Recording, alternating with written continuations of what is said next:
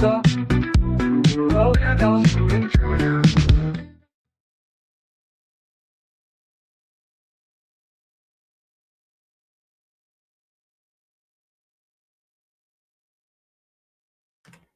Welcome, everybody. This will be the fourth installment with David Ewing Jr. Welcome, everyone, and welcome Nachiketa for co-hosting, and welcome David to our new presentation. Thank you both very much for joining. Thank you, Raphael, for having me here. Welcome, David. Good to see you. Yeah, thank you both very much. Now, today is exciting. We're going to go through the lies about churches and church bells. Now, in the previous videos, if people looked at them, then they will see that, the cities in Europe, or if you want to say in India, or in the Middle East, or in Africa, or in China, or in Japan, they had walls around them. Many people call them star-fort cities, with churches in the middle. And if anybody's read all my books, they will know what was inside the churches. There was reservoirs in the churches, and Constantinople, or what was known as Rome itself. Istanbul, 400 or 500 years ago, was the biggest city in the world. And that city, we can even see photographs of it from 100 years ago. We see these buildings out in the fields with just fields surrounding them. And in the same way that we find many churches in the middle of the countryside in Europe or Asia, and there is no houses there. Like, nobody understands why this church is in the middle of nowhere. What they do have is inside these churches, they was like a reservoir inside, and many of them were known as Cistercian abbeys or whatever, to store water, and they're in areas for farming. They supplied water. Yes, so the churches had nothing to do with free energy or healing or whatever, and many of the church buildings weren't churches. If people read through all my books and have a look, for example, Cologne Cathedral, it basically wasn't there 150 years ago. Yeah, it was industrial buildings that were modified. They added the statues, added the windows, and there's a lot of superstition going on. Saying, hey, can you see this technology? It's techno-tech and all this other garbage and things like this. People are taking advantage of it, making money on PayPal, brainwashing people. So unfortunately, a lot of lies are spreading, and there's a lot of proof against this to show that these buildings have nothing to do with all this free energy and whatever people are talking about. Yes. So when we looked at star-fort cities, it's very important to realize that they were small, and we can see that they were small from the plans. And many of the star-fort cities still exist. That you could see in a basic way, like for example, looking at picture number 50 that we showed last time, if you could bring that on the screen. Yes, today a big city has formed around this place. Yeah, this is a city in Europe. I can't remember which one, but basically it's like a star-fort city. I think it's Brussels, this one, picture number 50. Yes, and what we can see is that they were small and only for a few people, and they had peasants, pests, or beasts working in these places. Yes, have you found picture number 50? Yes, if people could see it. So the star-fort cities, that's 50, and then if we go to like number 51, here is we can see Strasbourg in picture number 51. And what we could see is in picture 51, Strasbourg was very small. Yes, all of these star-fort cities. Now, who was looking after these star-fort cities? The ruling elite families. Yes, and you can't call it a city. It's like each city was like a house. Let's say this is my house. Then I've got my women, I've got my family. Yes, and the extended family.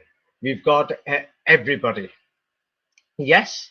And can you all hear me very well? Is the audio okay now? Yes? Yes. Yes. Okay, so let's say my family is there. I've got the workers and other people. I'm going to bring protection for the city walls. So what we will do is go out there. The pests and the beasts are living in the countryside. Yes, we kidnapped some young children, 3, 4, 5, 6 years old.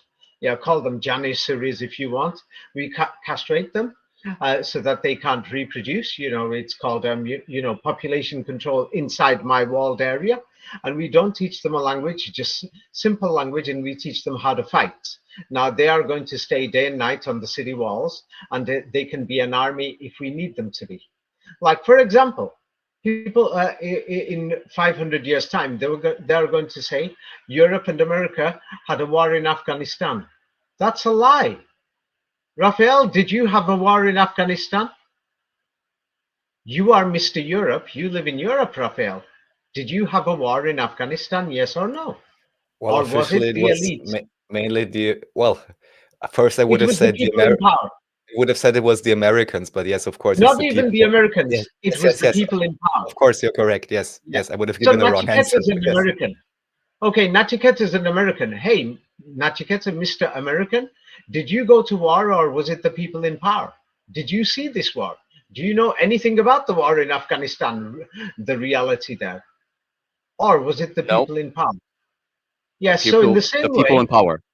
yes, so in the same way, yes, all these Islamists and evangelists and Quranists and fundamentalists who are promoting the Bible and the Quran and telling us stories of the Crusades and battles and many other things mentioned in the Quran and the Bible, it had nothing to do with the people. Now, when we hear the stories of the fighting and the plots and things that the children of Israel or the people in power are doing, that is mentioned in the Bible or the Quran, yes, it's nothing to do with Nachiketa. He's an American. Raphael's European. I'm English. I've got nothing to do with it. It was the people in power. So all these people who are talking about the Crusades and all these things in the past, it had nothing to do with you. The majority of you people are the descendants of the people who they call the pests or the beasts, animals. That's why they invented the story of evolution. And so you're outside the city walls, and we could see pictures. Like for example, there's pictures, videos, hundreds of pictures, like even as far away as in Asia, like in Korea and in China, in Beijing in the cold. It's around -10 now in Korea. We've got photographs of people who are half naked, who they've just given cotton clothes to. Yes, or the people, I don't know how they managed it in the cold. Like somebody was turning around saying his grandparents 100 years ago were going to school in the snow and the ice without shoes or anything. So these kind of things were common, and that's why the population in the north was lower. So they must have migrated north. And that's why we find habitations in more of the Stafford cities and more of these walled cities more in the south. In fact, in places like Spain, in Italy, in the Balkans and other places, we find more of them. They increase as we go in the south compared to the north. Of course, there is in the north, but there is a lot less. And then so the resistance moved up north, and they talk about the Barbarians or the Barbarians or the children of the Aryans or the Arius or Aaron, Barbarian Aaron. Yes, the Aryans who were the followers of Aaron. And many people, if they want to understand more what the infighting is going on, it's going on today. And World War One, if anybody watches the full video of the science of the Kaaba, which is on Raphael's channel, I think it came out last month.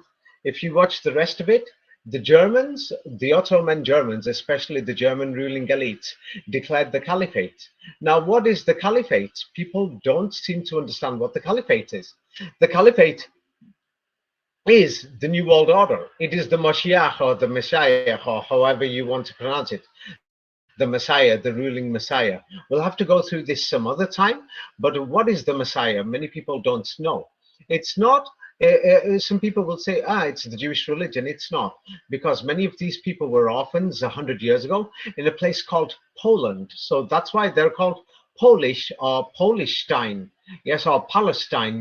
These Ashkenazi Jews, many of them were orphans, and there was 300,000 of them in the Pale settlement or the Pole settlement or Polishstein. So that's why when they went to the Middle East, they were given Polishstein passports or Palestine passports. That's why the football team, you can find the video when the Jewish football team from Israel played the Australians. It was known as the Palestinian football team. They were the Palestinians, the Polishstinians. And there is a faction within them that wants the Mashiach or the Messiah. It's the same group who wants the Caliphate. It's the same group who wants the Messiah. So the thing is, very soon in the future, I'm going to bring out the evidence, like places like Pakistan, Afghanistan, Eastern Iran, Northwestern India, and the Hadith, and how the Quran spread in that part of the world. Never mind how it spread in Egypt or in the Middle East and other places. I'm going to go through it in more detail of how the children and grandchildren of rabbis went out there to spread the Quran, and they took Hadith there. And the Hadith that they took there was about the Islamic Messiah, who is going to fight against the Messiah of what they call the Jews, but not Israel. Yes, and because there is the Orthodox Israeli Jews who don't agree with the choice of the other Jews, or the truth is there is a fight at the top. Those city walls broke after the global revolution of this man called Muhammad, who was also one of the elite. Yes, and if people want to say the Quran came from God, what we can see is that the Quran came from Muhammad, and Muhammad is not God. He's known as a prophet. Now, it's your argument and your belief to say that, yes, I think this came from God. I think the Vedas are from God. Now, I am talking about history here. Yeah, now for several years, because I talk about global history, many people are trying to say, David's preaching Islam. They said that for a few years. I stayed quiet. Same like Professor Fomenko, because he showed that there was Arabic coins that says there is no God but Allah throughout Germanica and throughout the Anglo-Saxon lands and throughout the northern Slavic lands. They said, oh, he's trying to, bring Islam, or he's trying to unite the Muslims with the Russians and the Europeans. He's not. He's just showing what the history is there. Same like there was some woman who was barking like a mad cow disease. Yeah. When I turned around and said, when I quoted and said, hey, that they said that the white races came out of Africa. By the way, I didn't make it up. This is what their scientific research says. I'm just repeating it. So now if I said, hey, there was a war in Iraq, oh, what are they going to say? David made the war. David did this war. David paid the American government to go and invade. Some people are going a bit too far. Yes.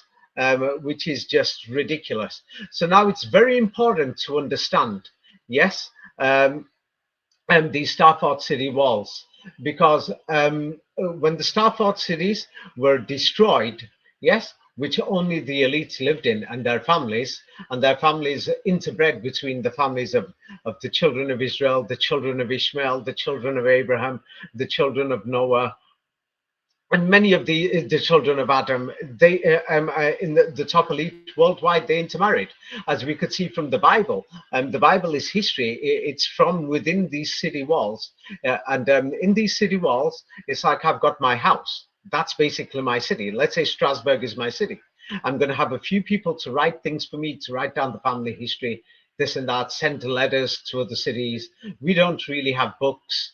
We're there, we've got nothing to do. We're organizing the farming. So we bring in people to do farming.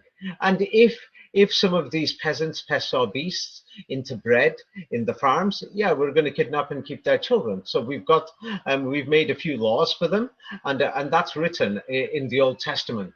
Yes, in different city walls, they had different laws. Nobody really followed them. Yeah, it seemed like, you're looking after your own children. Basically, you are your own master. Yes. So the thing is, a revolution was led by a man called Moses for the freedom of people, because when the Israelites, yes, they came, they were suffering, so they went to a few walled cities in the land of misery, or the land of Misr. Yes, many people would say in Semitic dialects. So after that happened, what happened is, because they went there like poor people, but there was interbreeding and other things, and then Moses basically led for their resistance. Yes, and the thing is, people are going to say Moses spoke to God, and one of the biggest complications for the Quran itself. Yes, and they turn around and say that Satan and his progeny are made from some type of fire, and it says Moses spoke to the fire. Excuse me. Yes, it's like it's a question.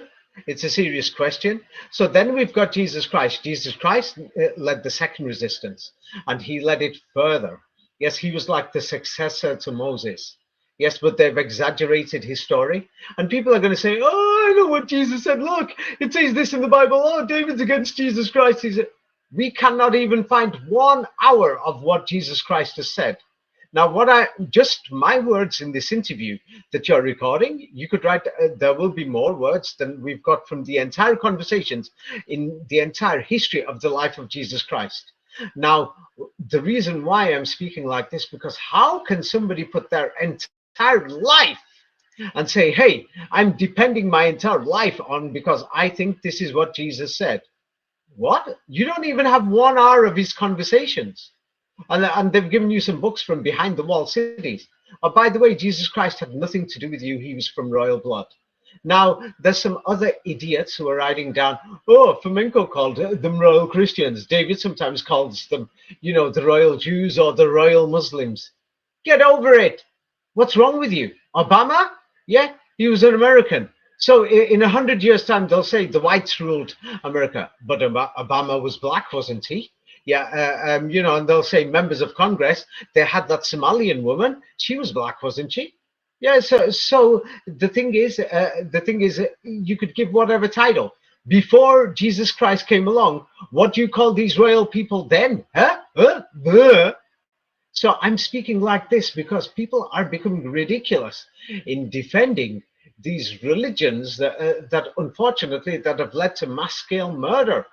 So, like, for example, it's become ridiculous. Some people are saying, oh, what do you call it? The Jews did this and that. They're trying to blame the entire Jewish people for what went on in Gaza. And then they're going to say, oh, David's doing a cover-up. No, I'm not.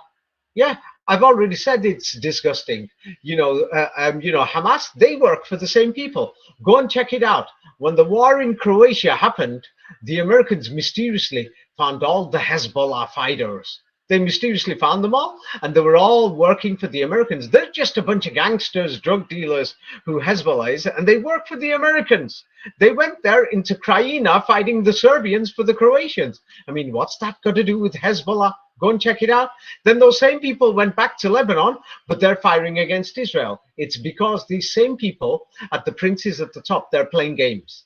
Yes, and the whole point of this, okay, the thing is, what the Americans are doing, look at this game.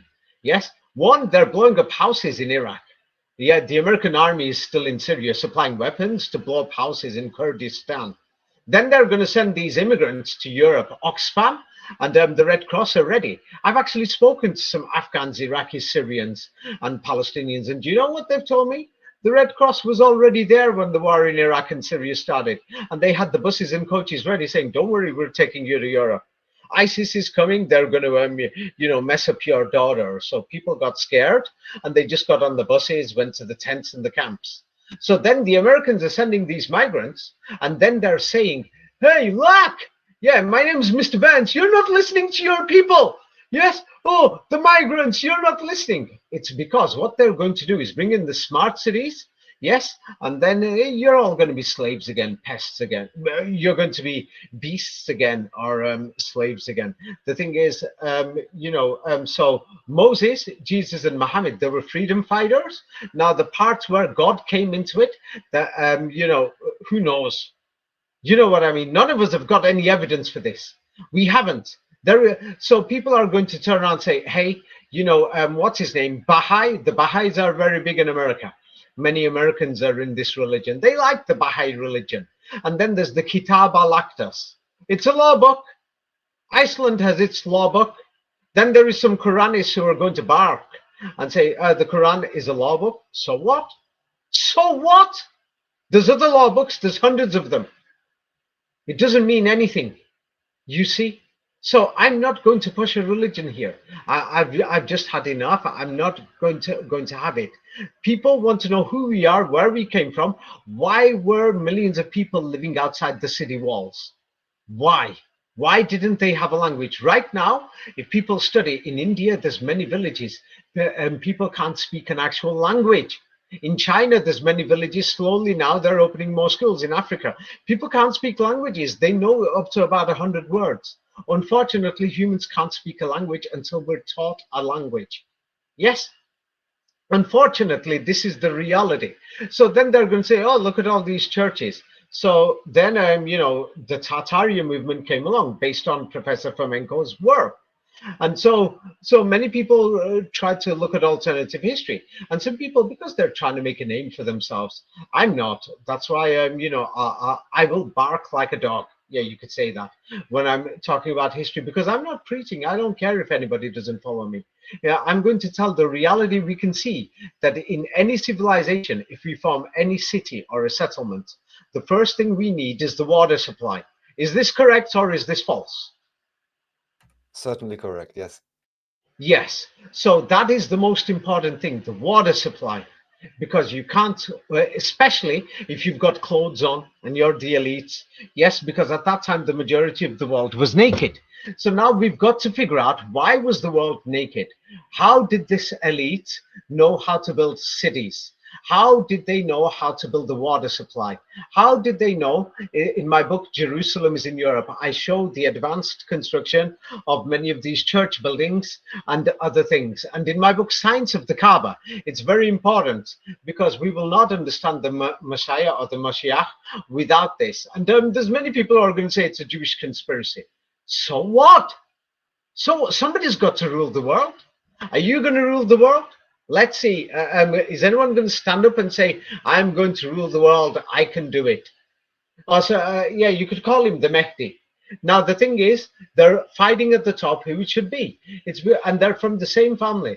And the thing is, they're fighting, and that's why they recruit members for their religions or for their movements and everything, because that gives them stronger leverage. That gives them the leverage that they've got more supporters to bring in their world order. Now, it's a good thing to have law and order.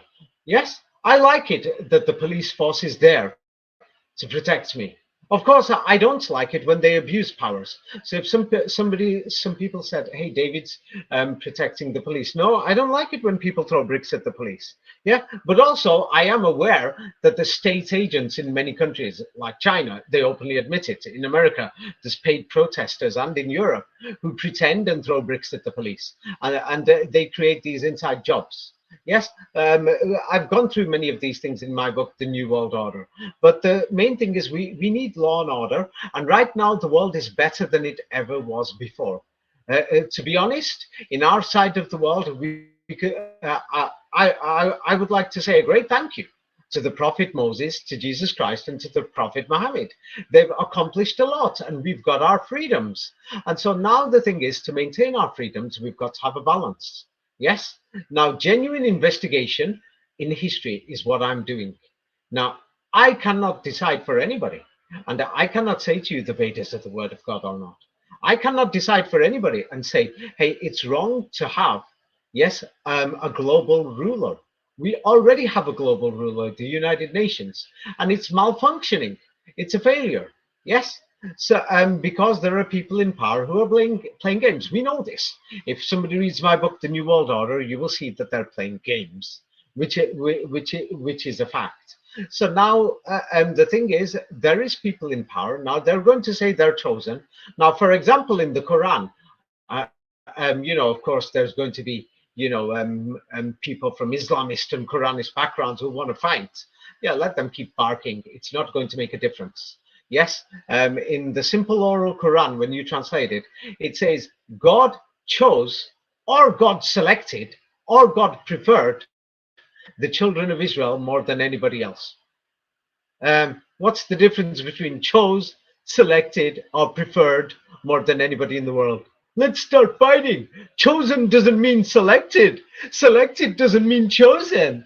Chosen doesn't mean preferred above everybody else. Can't you see? You're twisting the words, David. Oh, my fuck's sake. Am I twisting the words? What's the difference between God has chosen these above everybody else, or God has preferred the children of Israel more than everybody else, or God has selected the children of Israel above everybody else? What is the difference, guys? Show me the difference. Come on, Nachiketa. Come on, Raphael. Well, I'm not I going to do not know.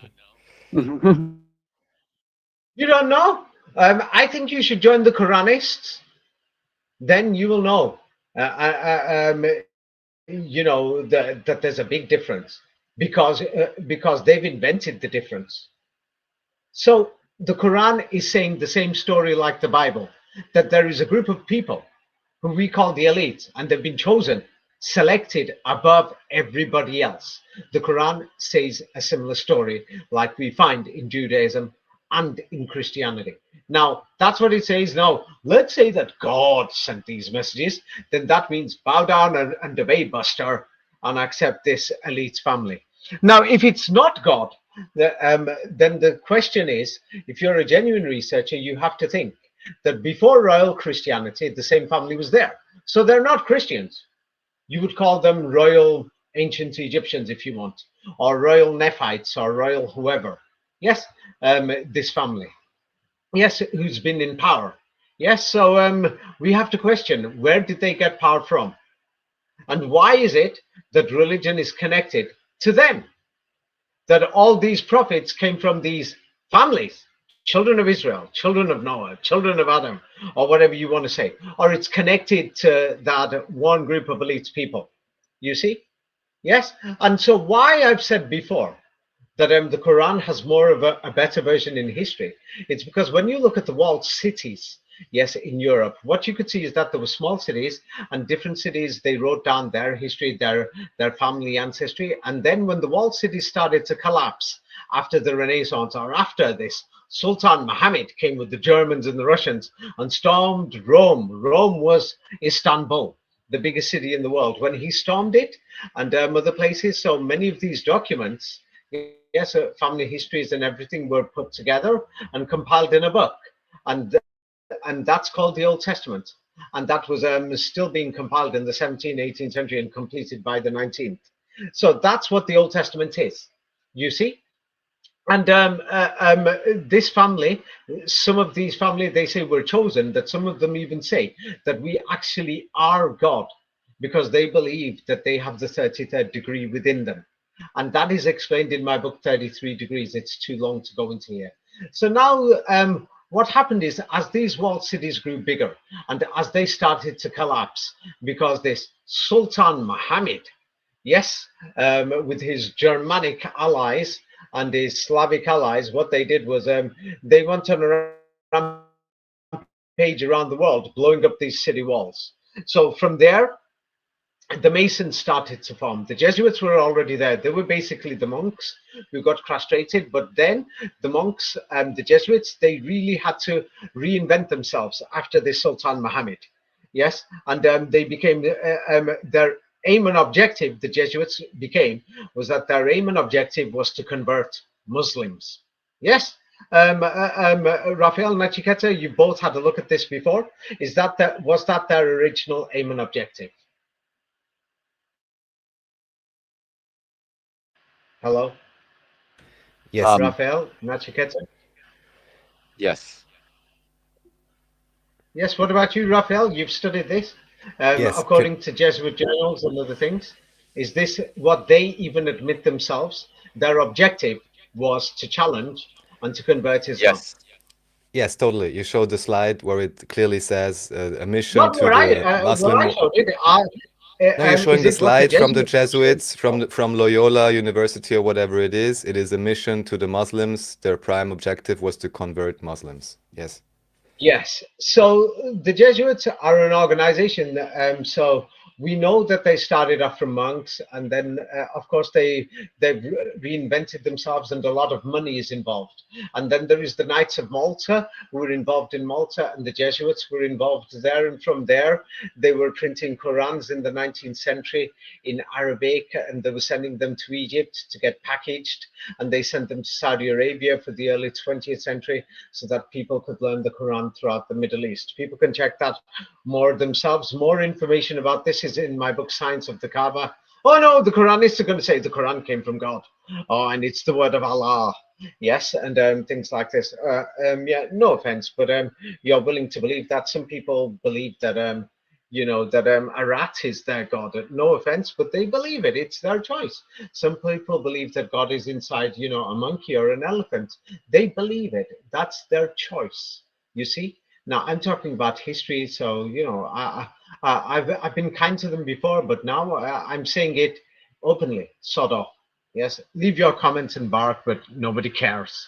Yes, nobody who's doing genuine research is going to accept that something is the word of God before they examine it.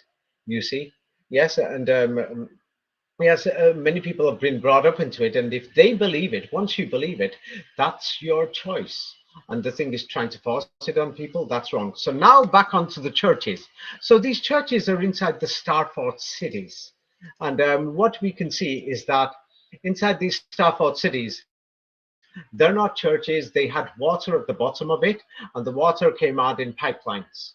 And many of these rooms, because the church water storage centers are no longer needed, they've modified them. So in the 19th century, yes, many of these churches, yes, were a lot smaller, and many of them were disused factories. Like, somebody could read this. At the chapel is a church. This is a church Yes. in England. Somebody could read this. Yes, at the chapel, the silk industry continued in Bruton well into the 19th century, but in the 1803, the building ceased its commercial use and, having been sold as a disused factory, was converted into a congressional Victorian chapel. The auditorium, plain in structure, That's which is enough. now at the There you chapel. go. Okay. So wait, all right. one. So one now, many people aren't visualizing. So imagine you've got a small village and there's a factory there. So now the factory, you will have the people who are working there. Of course, they don't have cars or motorbikes or any transportation. So the pests and the beasts who've been kidnapped, all these orphan children, are growing, and they're living exactly just within a few minutes of the factory. Yes, so they're living within a few minutes of the factory, and many of these churches were actually ex factories. Look at the next page and have a look at this factory itself. Look at this factory, and you tell me what is the difference between that and the Gothic church. Come on, let's hear the arguments. What is Yeah, the no difference difference. between that No difference. and the Gothic church? No difference from what I can tell. There is nothing. Yeah, and they've just put a few more decorations and the big, huge doors. Yeah, what now? Because it's a factory, you're taking machinery in and out. That's why the doors were huge and massive. Nothing to do with free energy, free whatever. And the church bells were there at the top. It's like, wake up, you got to come to work. Go to sleep, it's dinner time. Yes, that's what the bells were for. Yes, but no. Many of the, and at the bottom underground, you've got these cisterns. Now they've redecorated them, and they're going to say, oh, the monks used to be here praying to God at night, standing for hours, oh, chanting to God. And they've made you believe in these fairy tales, and people believe it. Yes, and now in the Truther community, people actually believe half these garbage stories. Yes, that the church bells sent off frequencies and whatever. Yeah, they sent off frequency. Get up, MF pest, you beast. Get up, get to work. Yeah, you know what I mean. Yeah, go to the next page. Let's have a look at some of these factories.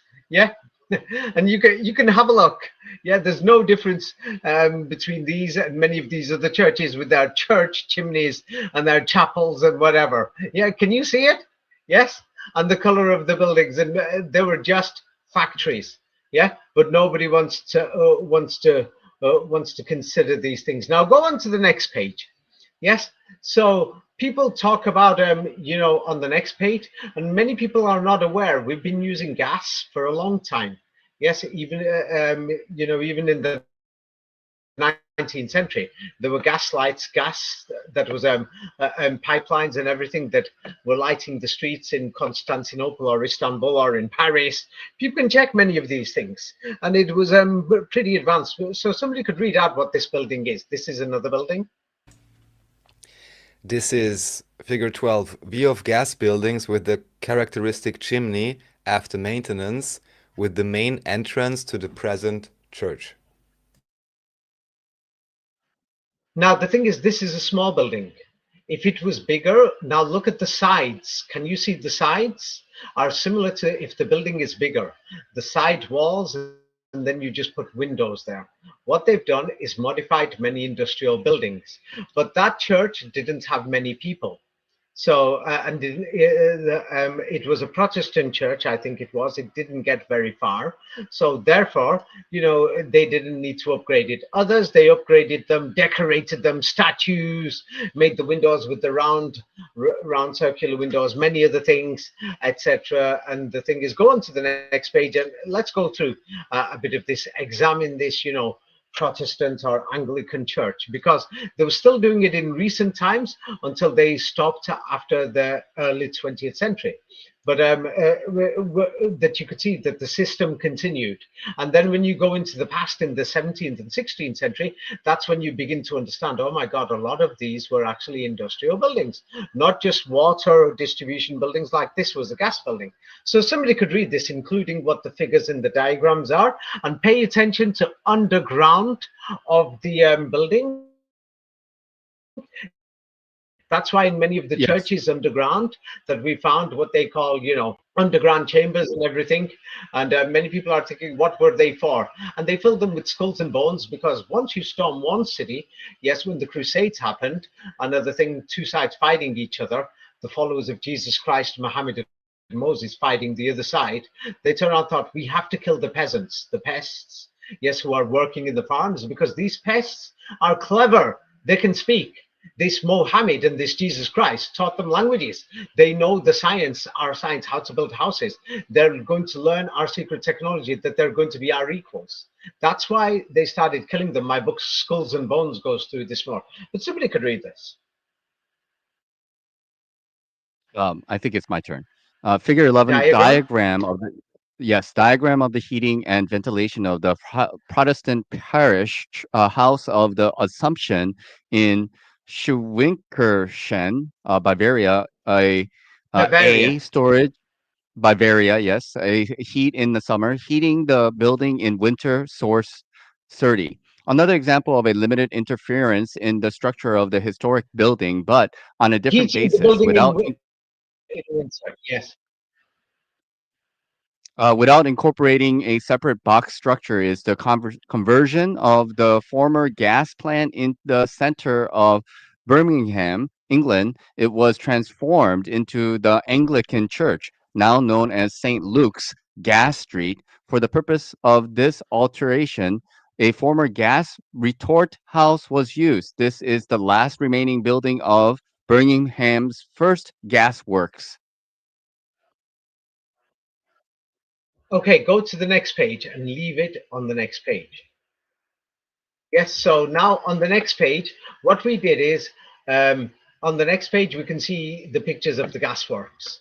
And it's just a factory, yes, with the factory chimney, and they had their bells there. And today it's used as a church. So, but then if we now go back to page 126, yes, and the further we go back, the industrial buildings look more Gothic. Now go back to page 126, and they look Gothic.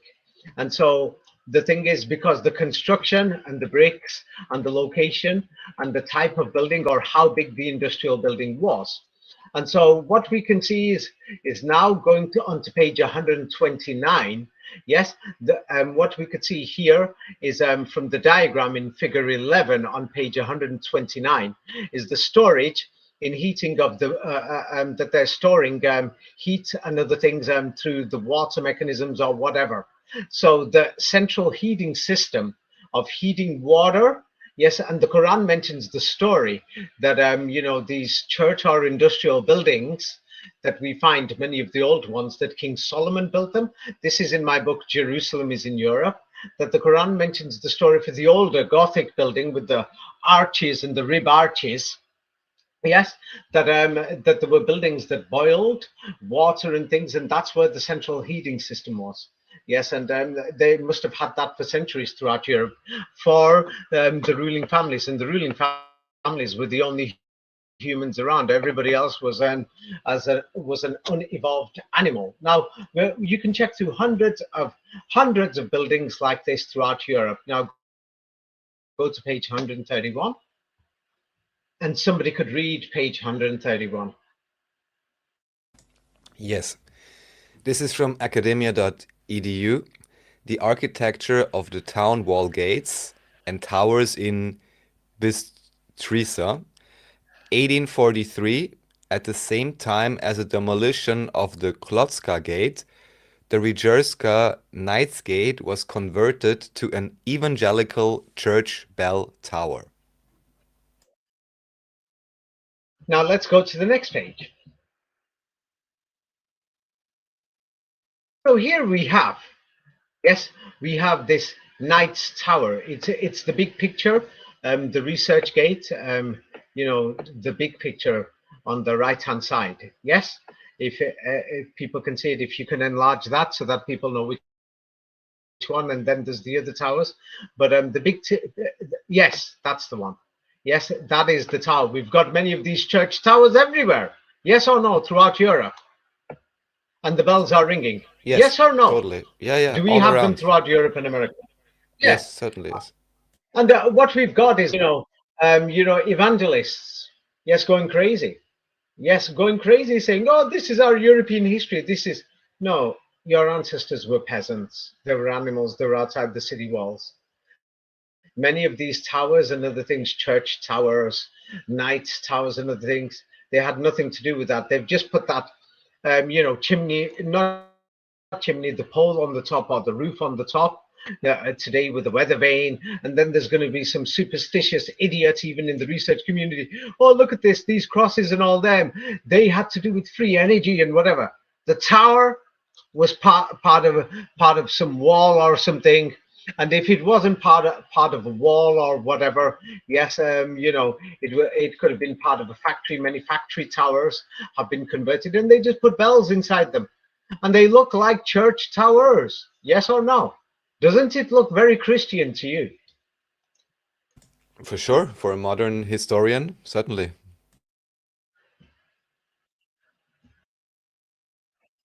Yeah, yes, but even to me, it looks very Christian. That if I went there, I'll say, hey, because we've been brainwashed, programmed to believe that these are actually Christian buildings, and we're going to imagine there was guards and knights there praying to Jesus Christ, and they had the Bible for centuries. We'll imagine that. But the truth is, there was nothing. There was no church bells. There was nothing. There was none of these free energy towers or nothing. That was added on in the 20th century and late 19th century. You see? Now let's go through more of these things. Next page, and somebody could read it. Yes, I can read it. View of the parish church complex in Schwinkerchen.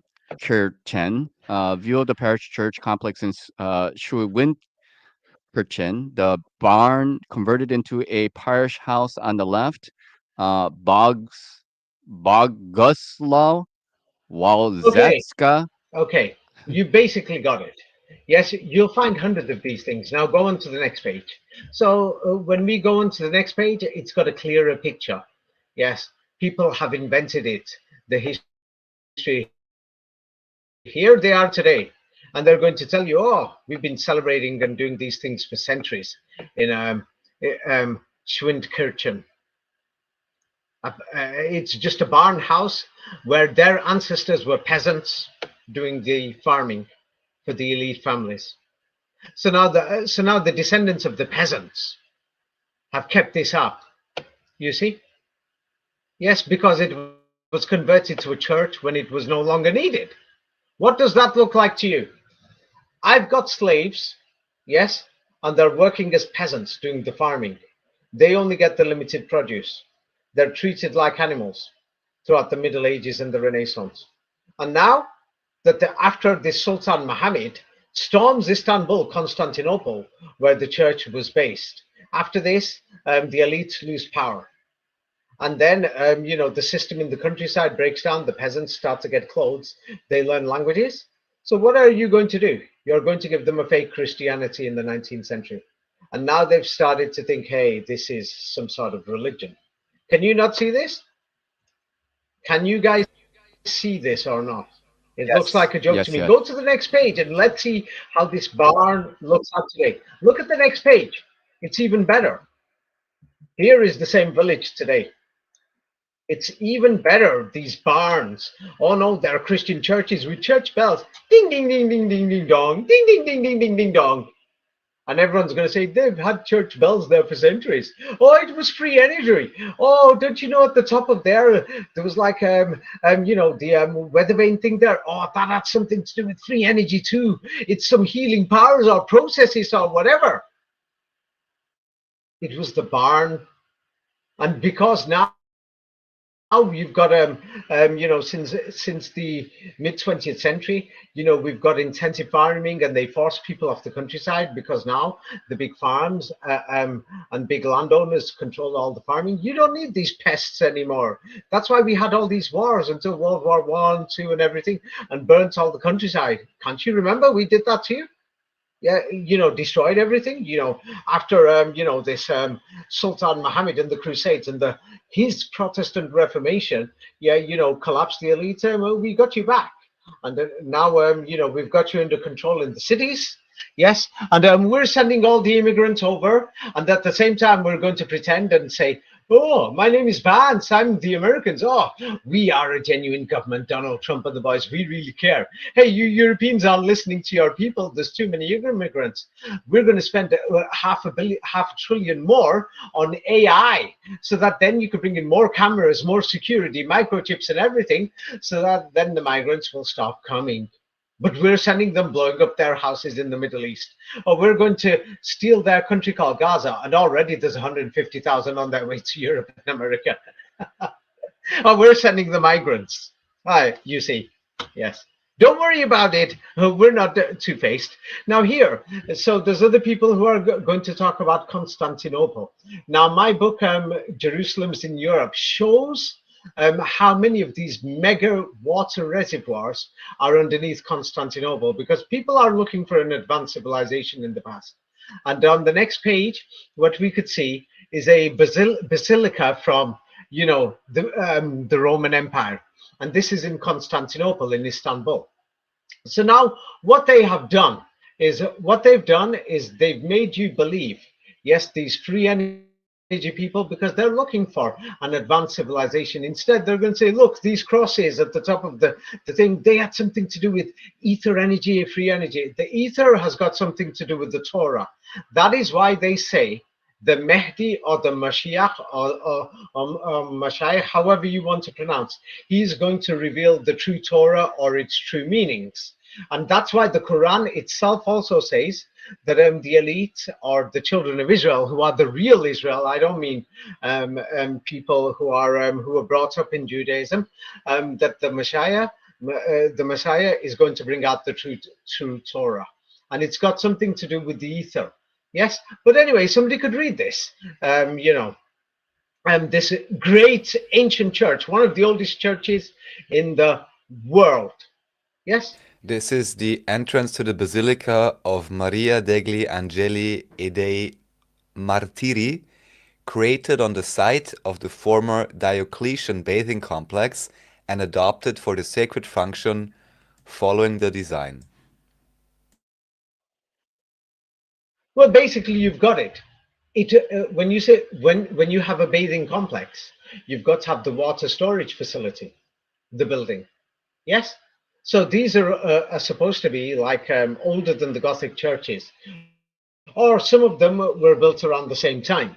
So now I forgot if that's in Istanbul or if it's in Rome, but whichever one it is, as you can see, yes, it's connected to the water, and it was an industrial building, part of the bathing complex. Yes or no?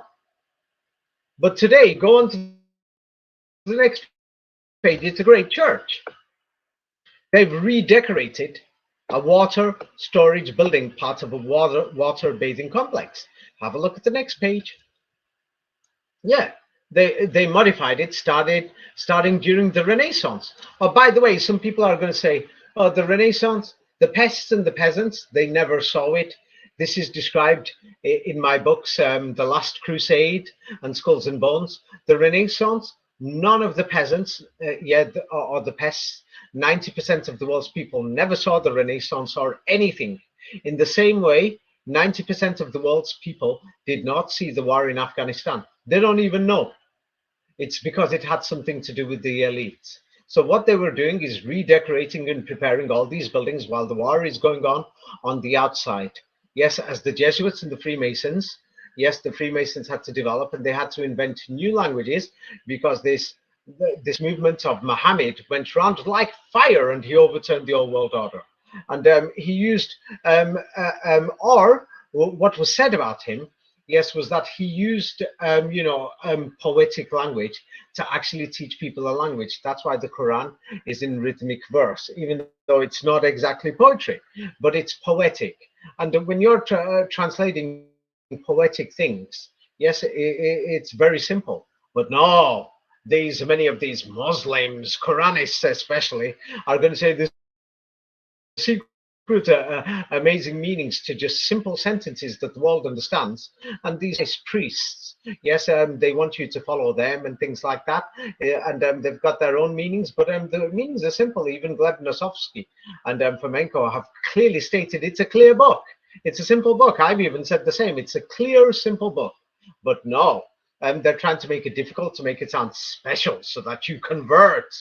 Yes, but as you can see, industrial complex building from a bathing house, and it's done there. Like even today, it's still being done today. On the next page, somebody could read this. They're even doing it today, converting buildings, industrial buildings into churches today. Yeah, let's have a look at the next page.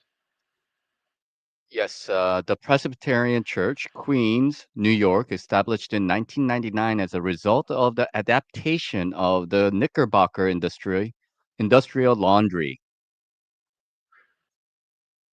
Ah, well, yes, but God knows what people are going It to was a say big in hundreds of years' laundromat, and now time. it's And a the truth church, is, David. industrial. Yeah, It looks yes, like and Korean written on the side of it. It says New York something Marto it's Kyohei, beautiful. something church.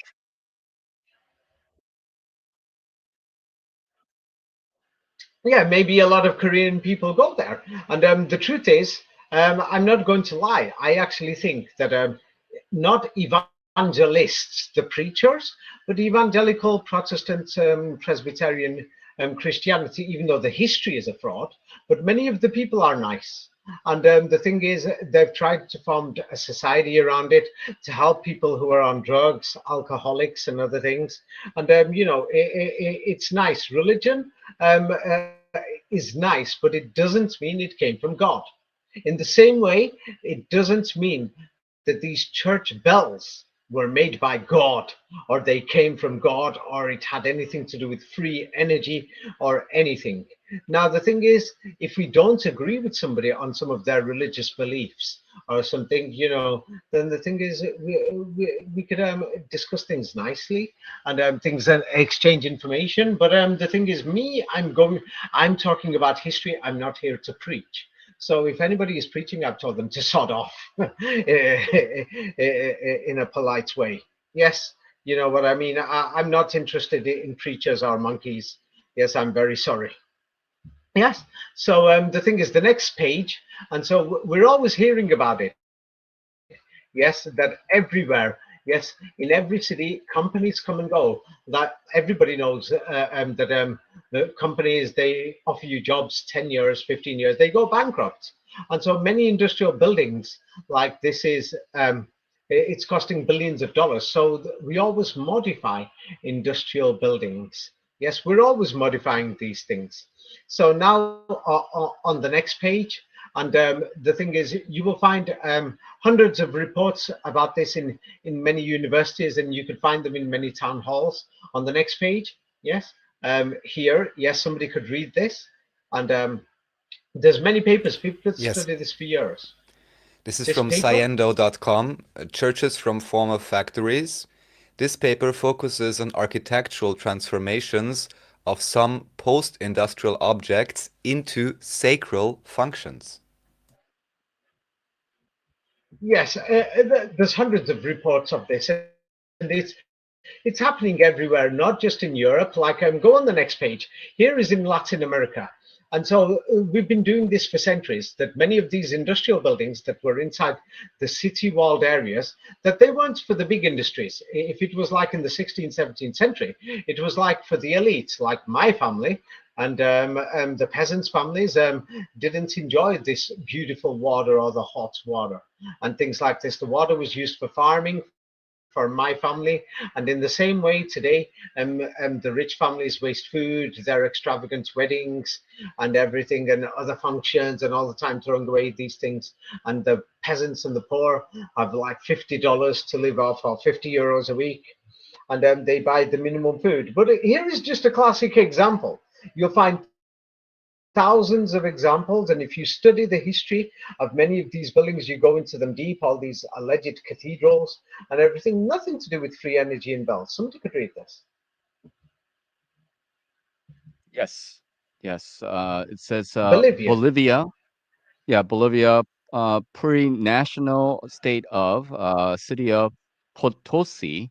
In the 16th century, this area was regarded as the world's largest industrial complex. The extraction of silver ore relied on a series of hydraulic mills. The site consists of the industrial monuments of the Cerro Rico, where water is provided by an intricate system of aqueducts and artificial lakes. The colonial town with the Casa de la Moneda, the Church of San Lorenzo, several patrician houses, and the barrios Mitayos, the areas where the workers lived. Now, this, when somebody has a look at the city plan, yes, of Potosi, what it was just 300-400 years ago, it looks like that it clearly looks like, and what we could see is within what would be defined as the walled area. Like, for example, I mentioned before, the city of Mecca, and within the walled area there was 40,000 people. It's not like when we say walled, yes, like Mecca itself didn't have any walls. It was an international city. What I mean is like the buildings that look like a wall on the outside, and then there is some cities that actually had walled defense cities. Some of the cities were actually just industrial complexes. And the church, yes, was not a church. And then when they say patrician, the patricians and the publican and the plebiscites, the slaves, and then the managers. Some people, you trained them as managers. Yes, so it was basically where the workers lived, and they just gave them a new history. And what they did was go on to the next page. Cologne Cathedral is one of the best. It's one of the best because it wasn't there before the 19th century, no matter what. And people are going to say, it's some ancient or whatever. So now, yeah, enlarge where it says a model of Cologne Cathedral. Let these so-called free energy people and these evangelists who are screaming and things like this, let them see it with their own eyes.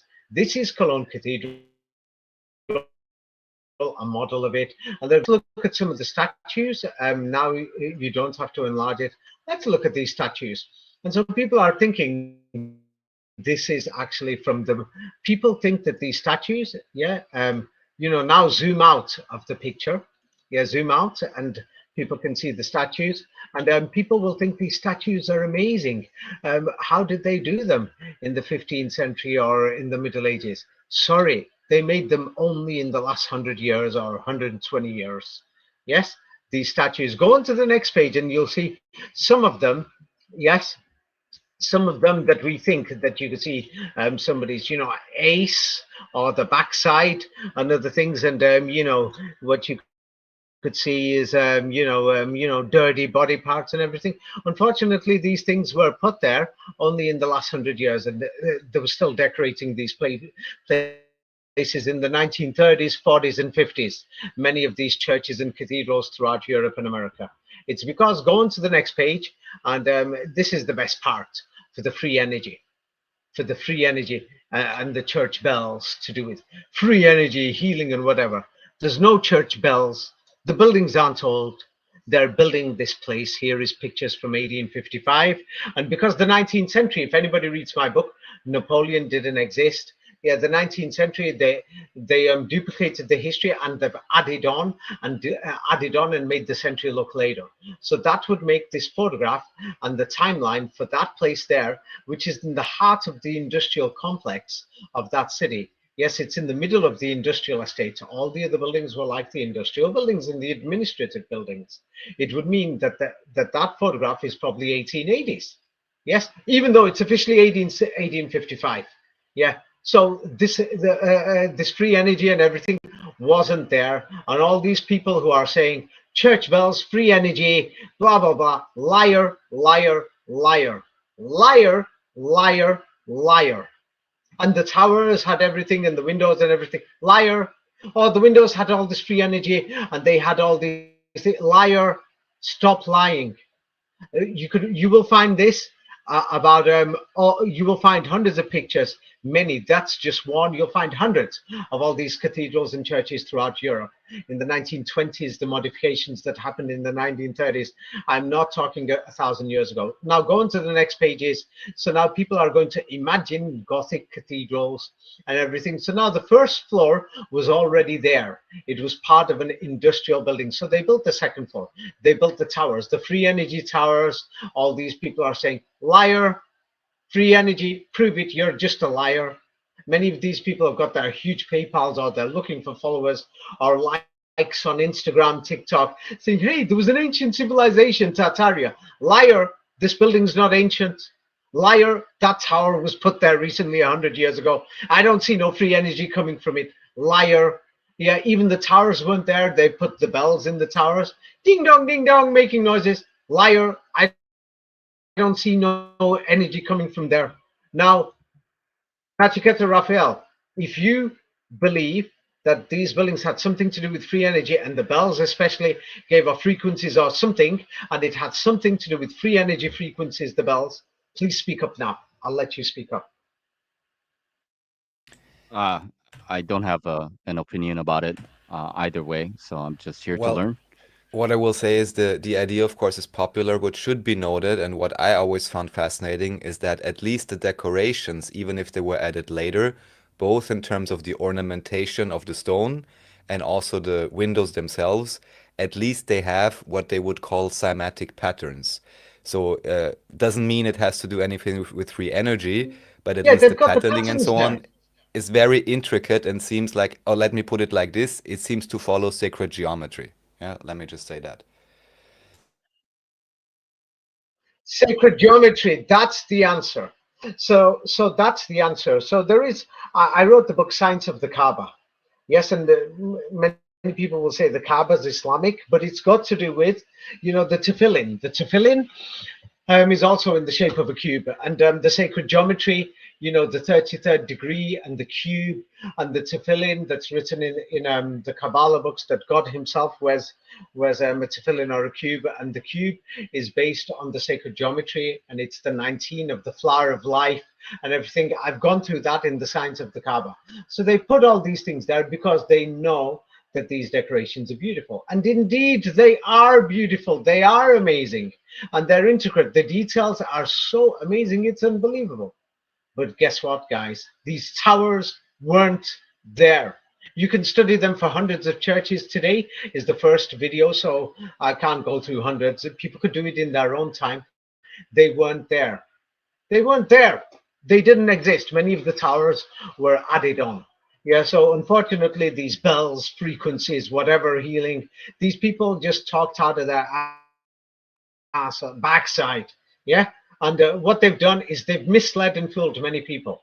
And the reason why I didn't do videos on it before or anything, I didn't have the time, and unfortunately, I don't. And there's more information about in my books about the sacred geometry, and they're lying and they're exaggerating about the frequencies and the sacred geometry because they know you don't know it. Now, there's two groups of people who do study it, like many Orthodox Jews study it, but even the rabbis don't tell them the secrets, and they say they have to learn it for themselves. That's why you'll see many students in yeshivas studying it for years. Yes, and of course, since I'm mentioning them, because there's some people who are there saying, "Oh, the Jews did this. David's a paid Jew." Yeah, there's people who are yeshiva students who support the Palestinians and Gazans. You could go into, yes, you could go into Orthodox areas. They've got the Palestinian flag flying there, and they support the Mashiach or the Messiah. Yes, but they support a different faction. And that's a longer story, and there's a Messiah for every generation. In other words, it's the Caliphates. Yes, and the Caliphate, it's the same thing. Yes, from the ruling families. And if anybody thinks they could rule the world, challenge the ruling families. But right now, me personally, I don't think anybody can challenge these ruling families because the majority of the descendants of the peasants or the pests who lived outside the city walls, unfortunately, they don't even know the history.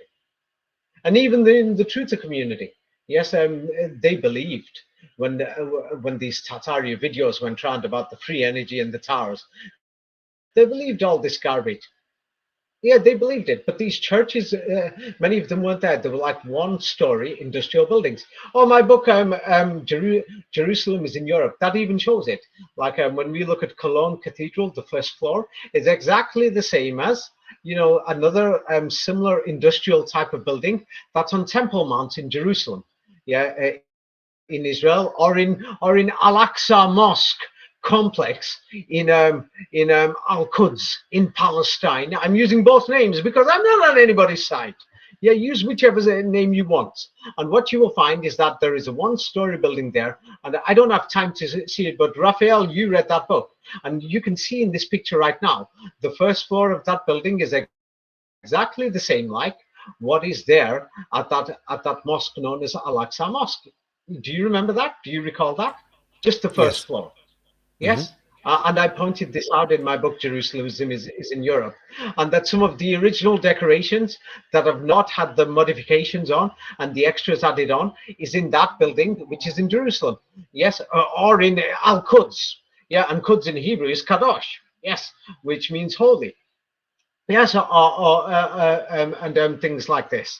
But anyway, what you will find is that some of the original decorations are there without the modifications. So we find many of these Gothic structures in the Middle East without these decorations. So therefore, we know it's got nothing to do with the so-called superstitious, frequencies and energy waves and whatever. Well, go on to the next page, and somebody could read it.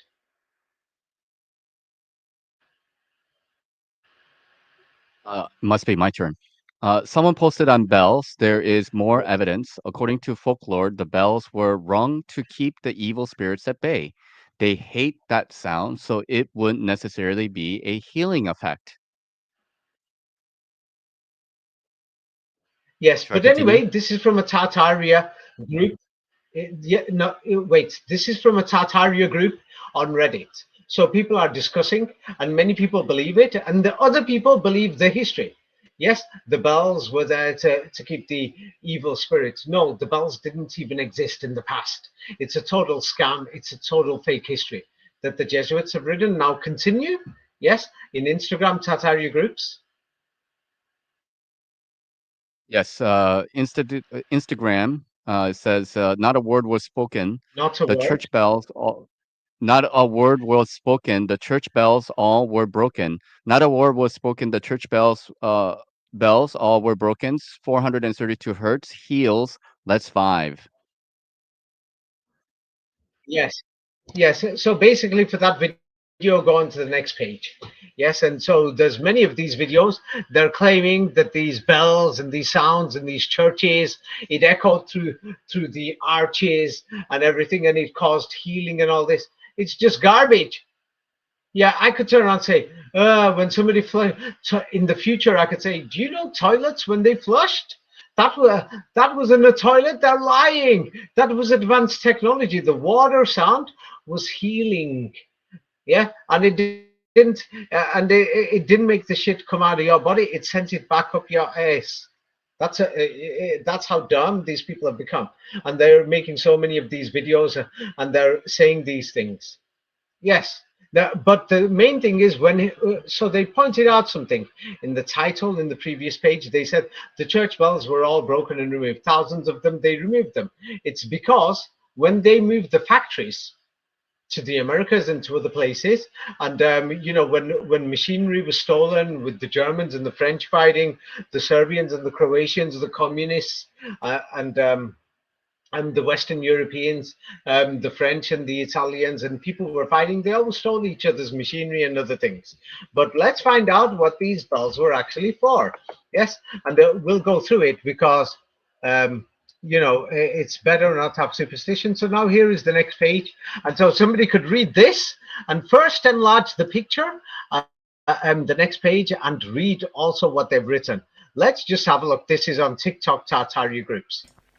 Yes, it says the bells would activated parts of the brain. They was all melted down for bullets in the Great Reset World War II. What did you say? The church bells would activate part of your brains for free energy. Or it would activate your brain to show up for work early in the morning, depending, yeah? Yeah. Now go on to the next page. Here is another one. You could read the first line only, just the top line. What did the bells do?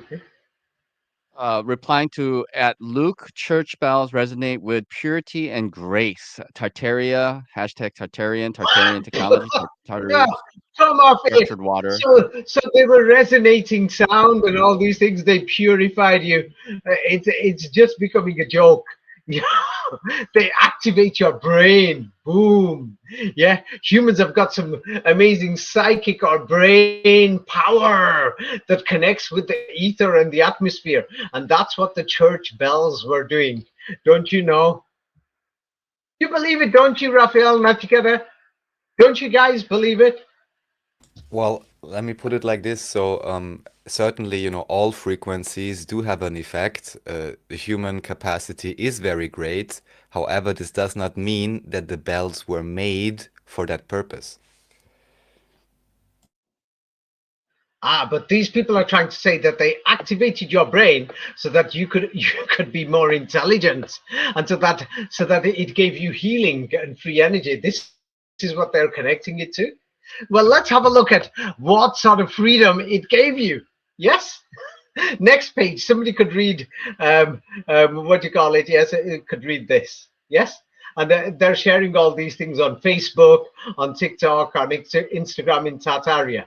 Yes, so the narrative that these people who are making videos, making posts, and they're getting people to give them hundreds in PayPals and everything, and then they're trying to become popular.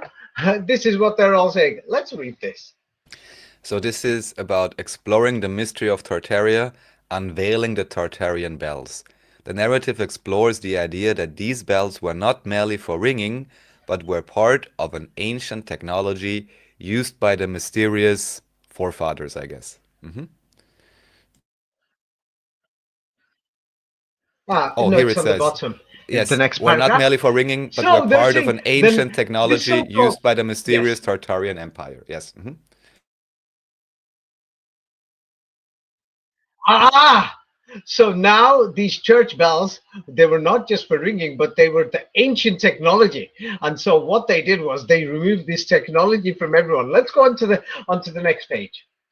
So now, if anybody is from the business community and their family has been in business for a long time, then the thing is, many of these businesses that made the bells for the factories, like ding dong, wake up, come to work, and other things, and not just for that, but many of these factories, the machinery made a lot of noise, and you didn't have a doorbell or anything. So the thing is, the bells were like that you pulled the string and the bells made a big noise, that you opened the huge doors of these buildings, which today are cathedrals or churches.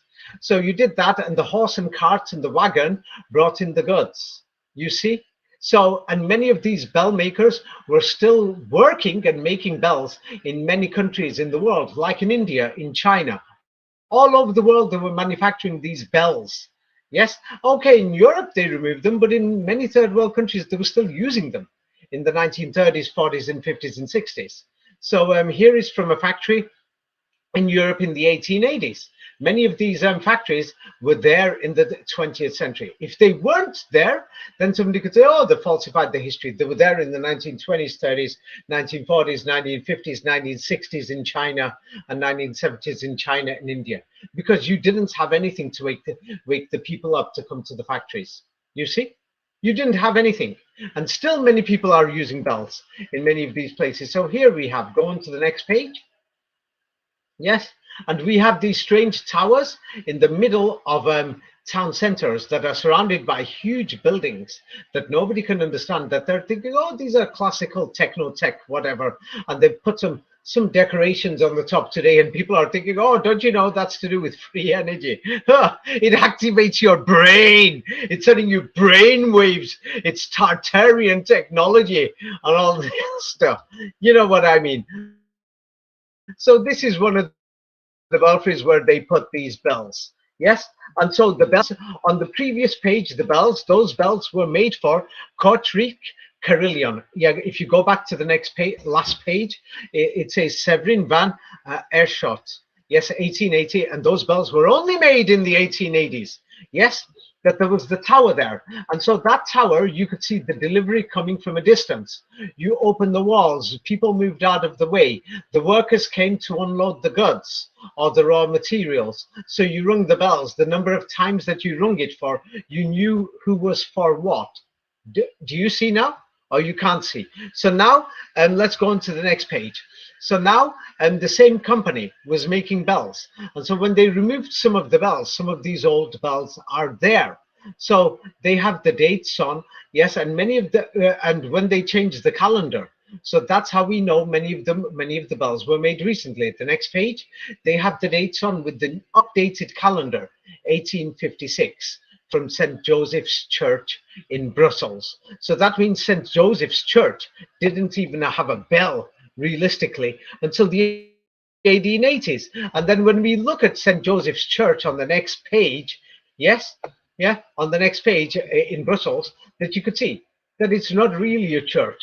It was something else, and they redecorated the place. Yes, because the building had no function, because the people started to move outside the center of the city, or they were just working there. You redecorate buildings. Now we're going to go through many of these bells. We're actually going to go through the history. Be patient. Many of you crazy evangelists who are going to try to protect, or many of these people who are racist, who want to say that their ancestors weren't peasants or beasts, who want to say that our ancestors were great Christians and everything for centuries. They weren't. Now the next page here, yes, this is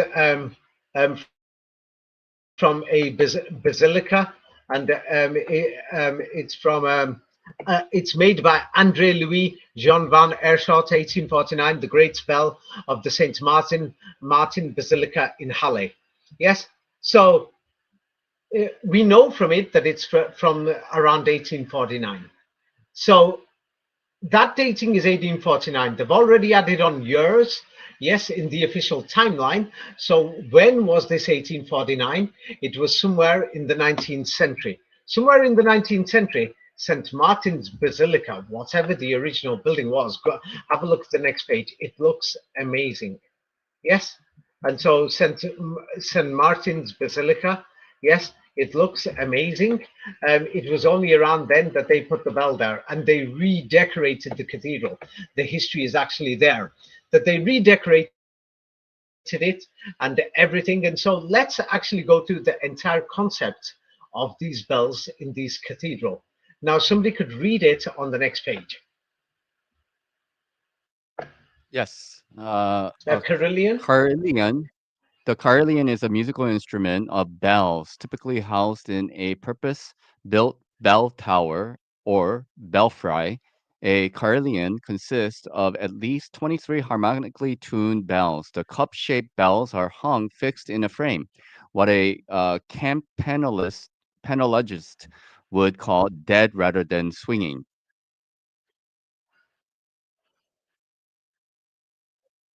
Yes. Now, many of these bells were only placed there in the 19th century.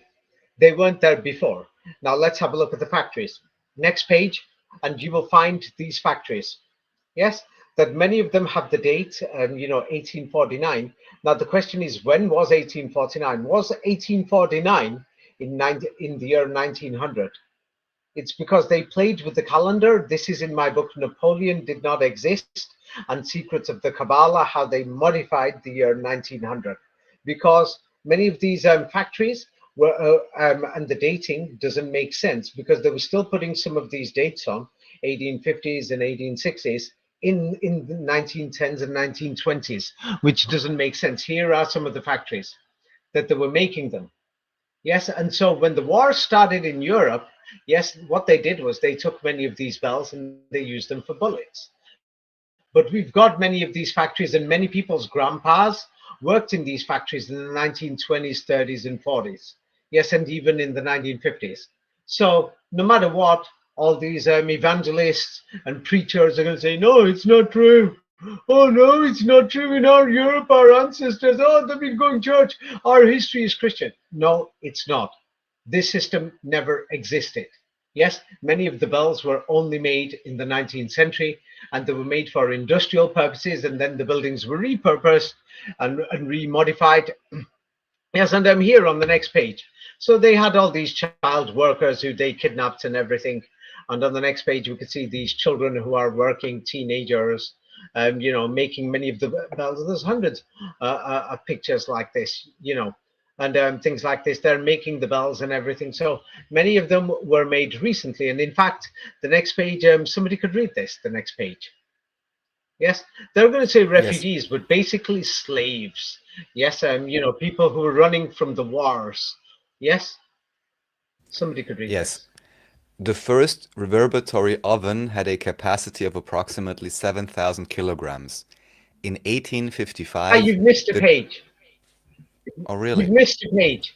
Oh, You've right. gone Okay, past a this page. you Go want, back. yeah, you want to read this Yes. one. All right. So the picture is from Rue Leopold, Yeah, interior of the remember, foundry before remember, 1914. Yes?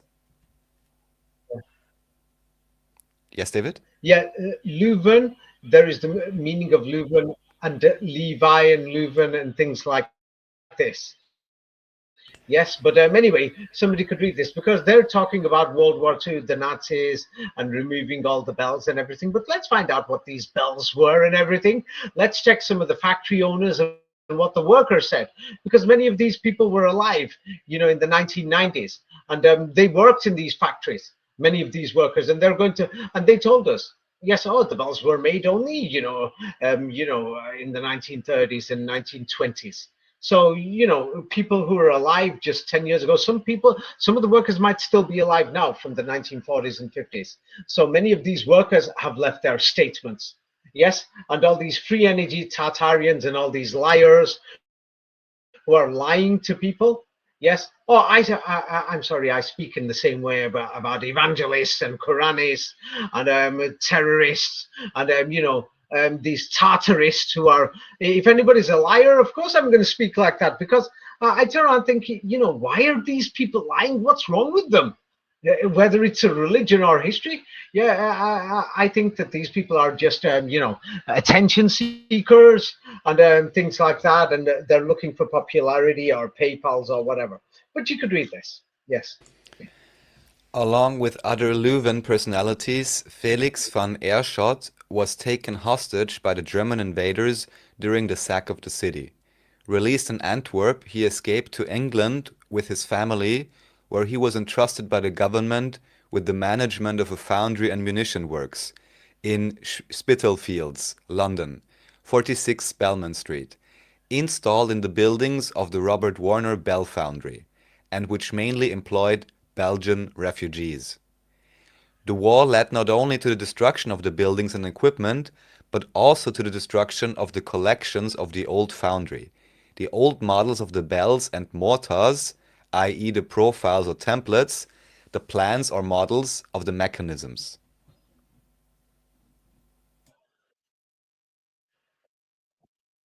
Yes.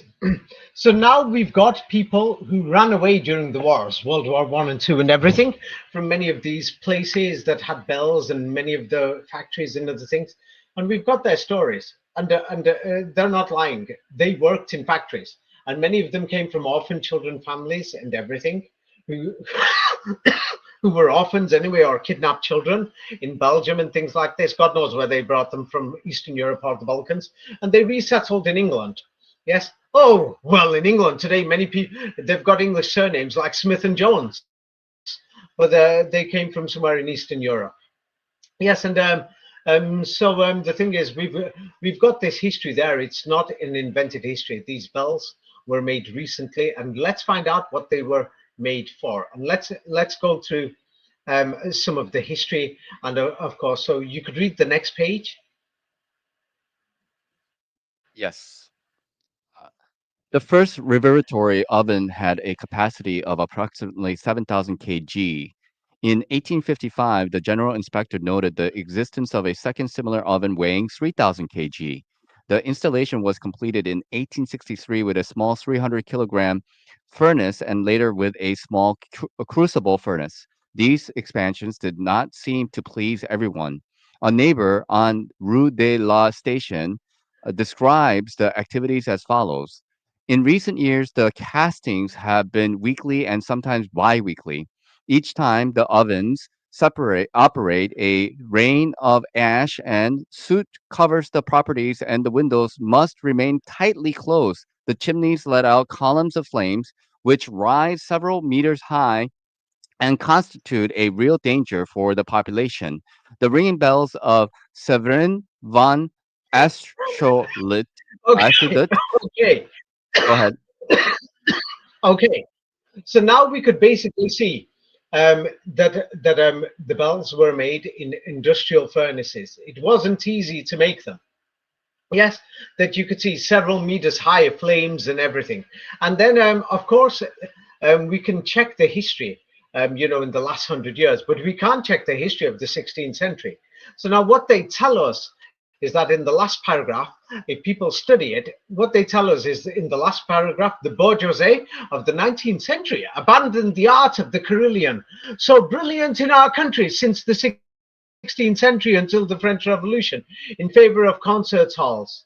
The Van Aerschot brothers were the only founders still capable of providing set of harmonic bells. They turned their bells and their particular low tones and their large romantic chimes as our famous founders did in the previous century, etc. So basically they're saying, hey, we used to have bells before, but we mysteriously gave them up, and they disappeared for 200 years. You see, and then only a few people knew this art by the time it got to the 19th century. As you can see, it's some strange, bogus history. It seemed like saying the Ark of the Covenant disappeared 2,000 years ago and nobody's found it since. For 2,000 years, they forgot ancient Israel. Seemed like ancient Greece disappeared for 1,000 years, and then they found ancient Greece during the Renaissance, which nobody saw. Nobody saw the Renaissance. Yes, and ancient Rome disappeared for 1,000 years until they rediscovered it, called Renaissance. Renaissance, date de naissance. When are you born? Yes, something new. So you see, in the same history, we can see that there's something suspicious. Now, going on to the next page, that we could check the entire history of how they were making these bells. Yes, that suddenly that they're going to say that there were churches, but in the 19th century, many of these churches were just industrial buildings. And so Severin van Eerschot's, he has statue of God the Father dominating the high altar of the church Saint Quentin de Louvain. Yes, and the sculpture was destroyed during the restoration of the church. Many of the churches were allegedly, they call it restoration. They weren't restored. They were industrial buildings that were modified because the city walls were broken by the Sultan Muhammad, and he basically won the Crusades. Islam from Germany and Russia won the Crusades. No matter what, people are going to dispute it. They did. And they gave the peasants these languages and gave them the dress code. So they're dressed like these Muslims throughout Northern Europe, especially. So now many of these churches, which were water storage centers, yeah, they repurposed them and they made them into churches, gave some stupid history, whereas people remember that many of them were buildings where the peasants or the pests used to work. So when we look at this history, they'll say in 1850, Andre Louis Jean, and they go through it. And so basically, he cast his first bells there in 1851s, joined forces with a friend, Felix van Espen, etc. in the 1860s. The first reverbatory only had a capacity of 7,000 in 1855, etc. So you can find making bells. Go on to the next page. And we can find the entire process of how they made bells in many factories and the major factories. And we can go through the entire history. It was an industry and people were working in these companies in the 1920s, 30s, 40s, 50s, and 60s in different parts of the world. So they made these bells and they put them there. So now the next page. Yes, and so we see as these bells became more popular, Andre Louis Jean van Eerschot's. So I'll read this to say it faster. Until 1839, yes, this Andre Louis Jean van Eerschot's. Yes, his bells were indistinguishable from those of his grandfather. And remember, before then, they mysteriously forgot or didn't bother to make many bells, and were often decorated with friezes of angels, garlands, or foliages. It depends where they were going. From 1840, yes, his bells presented beautiful neo-Gothic decorations, and around 1859-60, he added a provision of Baroque decorations. Now, the Baroque was supposed to be several centuries earlier, but they only made these bells in the 19th century, and they gave them Baroque decorations. So that's why when people look at these bells, they're going to say, oh, they must be from 500 years ago. Do you see now? Can you see it, Raphael and Andreas, that people think these bells are older, but they're not? Makes sense, yeah. Not make sense. It's like I can make bells right now and make them old and give them some decoration to show it's from the time of the Renaissance or the Baroque. I can do it. Yes, you can do it if there's a market for it. You see? So there was a business. This was one of the prominent families in Europe making this, and their business premises. Here's one of the factories. Yes, what they call foundries of this guy Andre Louis Jean van. On the next page, yes, on this page, yeah, you're already there.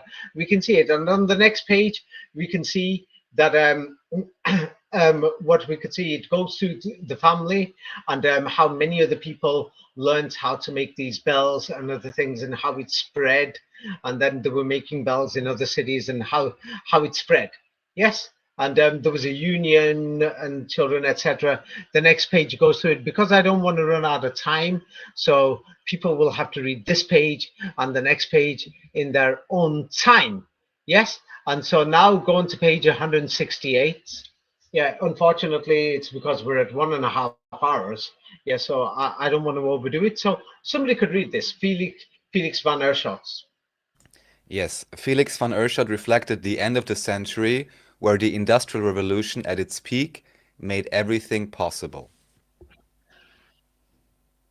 Yes, so they were manufacturing more and more bells, and so what they're saying is they've added 100 years on. Go on to the next page, and somebody could read this. Yes. The history of ringing. At peak, there are nearly 60 bell founders operating in UK around 1700.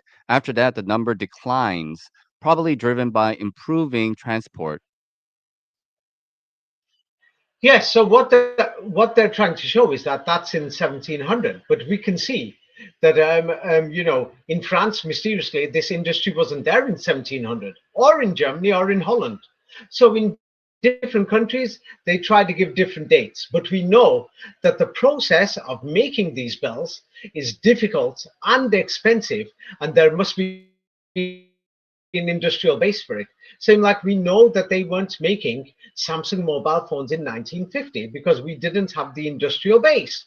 We didn't have it ready. The industry wasn't ready. So therefore, they've added on an extra 100 years there. When the reality was the industry was at its peak around 1800 and 1900. It was the 19th century. So people are saying it, even 1700 shows that this history is a lie. Because if they were manufacturing the bells at its peak in 1700, that means most of the church bells that were distributed arrived in most churches by 1800, because it took many years to produce the bells. So that means these church bells were not there for centuries. And were they really used for? Churches. Yes. So let's see what these bells were there for.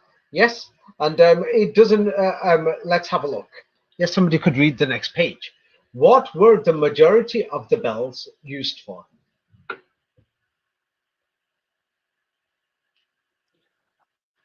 Uh, Foundries cast bells for all manner of installations: churches, schools, municipal buildings, clock towers, ships, trains, and even farms. Roughly 300 different foundries are known to have operated on American soil.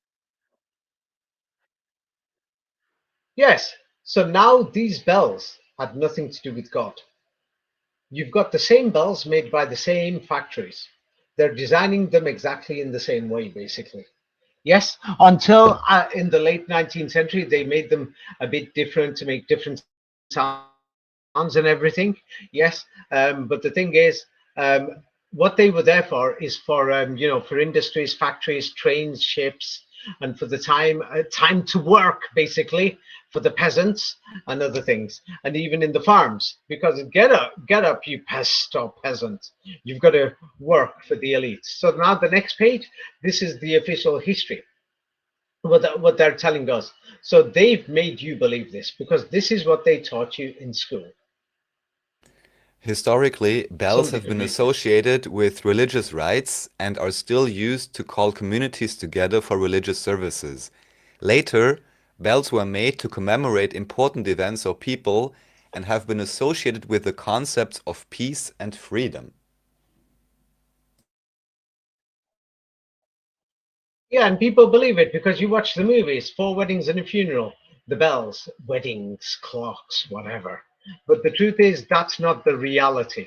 The reality is, so now on the next page. So here we have Nottingham St. James Church. Yes, and we can see here, yes, that they're telling us that and this is the bogus history that they're telling us. And you cannot even verify it. So they tell us a single bell was placed in this church here. It looks very Gothic. Yes. And it was placed in the tower in 1791. That's what they will say. Yes. And so somebody could read the first sentence.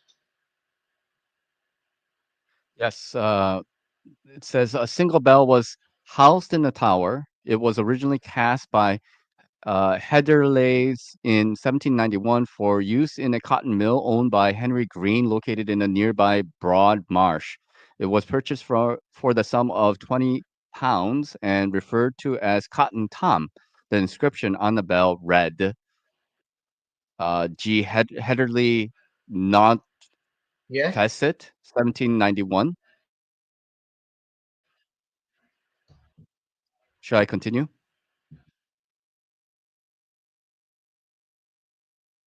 Yes, David? but go to the next page. We don't really need to know that. Yes, yeah, go on to the next page. Yeah, so the church bell was demolished. Yes, basically, but we could see the church here. Looks very Gothic. It looks like a church. We don't even know the full history. All we know is that they've given a fraudulent history, and the bell, which was used for the church, was actually used for an industrial cotton mill. Now, why were cotton mills using bells? And who said this was a church in the first place? You see, and what they're telling us is that the St. James's Church was demolished. The bell was removed, recast, and installed into St. Matthew's Church in Talbot Street, Nottingham. In 1956, that church was also closed and demolished, but the bell was transferred to the new St. Matthew's Church in Bestwood, Nottingham. So we could see these bells have been used. So now in the next page, yeah, people can check this history themselves. So the bell was used for an industrial cotton mill. Yes, that's what it was originally used for. When the bell was no longer needed, and the building, a building which they're claiming was a church, yes, which we don't know, and these buildings, bogus history, built here, demolished there, this, that, it's confusing. But the reality of the bells, go on to the next page. Yes, throughout the entire 19th century and early 20th century, throughout the world, the next page will tell you the final truth, what these bells were used for. Somebody could read this. Bells announced meal times and rang to start and end work shifts. Factory workers might begin their days at 4:30 a.m. with the first dawn bell, and a curfew bell would signal when workers were expected to go to bed. This is from Smithsonian Magazine. Well, what were these bells known as? Title. Here it says Hell's Bells. Hell's Bells. Yes, that's why they called it bell, because from the old Hebrew, Baal, or from the old Arabic, Ibal, Ibals, or Iblis. Yes, how the Muslims say. So it was like the bells of Satan. That's what they were. Yes, and go on the next page. So let's look at these, cathedrals. Like here is, for the people who are telling lies. Here is a picture. Enlarge this picture. This is just a cotton mill, but they're changing the history of all these cotton mills and saying, don't you know? Yes, the big building in the background is a Gothic church, or it was the local church, and this was the church bell. No, this is the building and the complex there. It's an industrial complex. It's a cotton mill, and that was the bell of hell. And these are the things people are believing this. This is in Yorkshire, in England. People don't know this history. They just see these things and they believe it. I'd believe it, because I was brainwashed and brought up in this society. Yes, but those people who are claiming that I've done so, those people who are making these videos and they're putting posts in Tartarian groups, they're claiming to be researchers. Now, these fake researchers are telling you that these bells have got to do with free energy, the advanced technology of Tartaria. They are the liars. People should condemn these people, and they should speak out now, because it's already so late. Nobody has spoken against this. Not even a single person. I'm going to get condemned and cursed by these people. Oh God! Already I've got these evangelists and Quranists, who are trying to smell me farting, and now I don't want other people up my backside. Oh God, they're trying to block it. But don't worry, when I go to the toilet, it's going to come out all over their face. Yeah, these people. Oh, go away. Yes. So you can see, the reality is these bells had nothing to do with God, and Christianity wasn't in Europe. They basically reinvented this Christianity. The reinvention and the modification of the Trinity is in my book, The Matrix Codes. If anybody reads that, they'll understand it. So what they did was they gave a bogus history to these places. I mean, look at this picture. Yes, wouldn't you believe that that is some classical church bell in something? Wouldn't you believe it? Yes, I would have believed it. Yeah, this history. So here, the next page, let's look at these. Let's look at these bells. So here we have on the next page is a beautiful bell, yeah, that makes all kinds of sounds and everything. So, and the thing is, let's have a look at this beautiful bell. So this beautiful bell here is another one. This is another one. And so, what is this bell? This bell that we just looked at. What is this one for? Not the Yorkshire one. This is something else. This also says a cotton mill bell. Yes. I mean, so you could read it. Yeah, very fast. James Joy. Yeah. James Joy, the entrepreneur from Durham, brought the first bell to Pittsfield about 1826. This small bell was placed on a temporary structure, which stood in a vacant lot where the agent's house on Factory Hill now stands.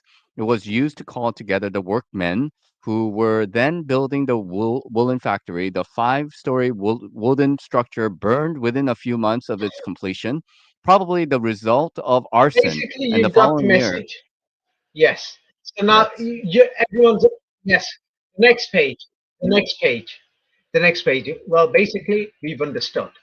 Yes, that these bells were there. The orphan children are growing up. They're stealing kids, and they're forcing people to work. That's what they were. It had nothing to do with Christianity. Can you see it, Raphael? Nachiketa, can you see this, or you can't?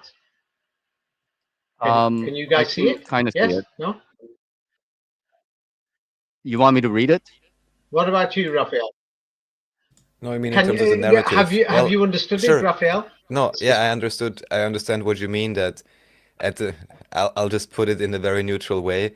There is a competing narrative in terms of many of these bells not being old, but actually, just like here being It's like in for a the cotton mill, 1980s and basically. 1970s. Yeah, it's like today you've got your mobile phones to wake you up. Before that, we had these small clocks or clock alarms and everything, electronic ones in the 1990s. Before that, there was these manual clocks in the 1980s and 70s. Yeah, before the 1960s, you had these alleged church bells. Now, there's more to this. If people study them individually in all these locations, in the end, they're these so-called, people who want to present this white right-wing history of Europe and Christianity in the church bells. Sorry, it's not there. Or who want to present this fake Tartarian history of the church bells. Sorry, it's all just a joke. So the cotton mill bell, and in this picture, if people read this in their own time, yes. And so the thing is, for example, I'll read this very fast. Originally, it was a fog bell on the Isle of Wight. They were used as fog bells brought to Portsmouth and to be used in the congregational church. So, and then it was known as the bell or the instrument of Satan, because nobody liked the bells, because the bells were basically the slavery bells for the children that they were kidnapping from the naked people in the villages who were outside the city walls as the walls grew and broke. So basically, these were the bells of Satan, and this was used in a cotton mill. Yes, and so the bell was removed. So in the last paragraph, the 924-pound bell remained in Pittsfield until 1949 when the cotton mill closed and it was removed to Exeter. In 2003, it was donated to the Pittsfield Historical Society. Yes, but so the thing is, that's the history of these bells. And so here, let's have a look. So there is many factories that are still there today. And many of these factories, yeah, they've modified them to look like countryside houses. Yes, and so they decorate them, plaster them on the outside, and they say, "Oh, don't you know this was the Duke of Savoy or the Prince of Savoy? This was his palace." And they'll put, and so this is Quarry Bank Mill, and there's bells there, bell towers, and other things. So here, the next page, we could see Portland Head, fog bell. So these things had nothing to do with religion. You see, it had nothing to do with religion, but unfortunately, many people think so. And so now on the next page, yeah, what we could see is that what they will say is during the First World War, up to about 40% of Germany's bells were lost. But many of these bells were not from churches.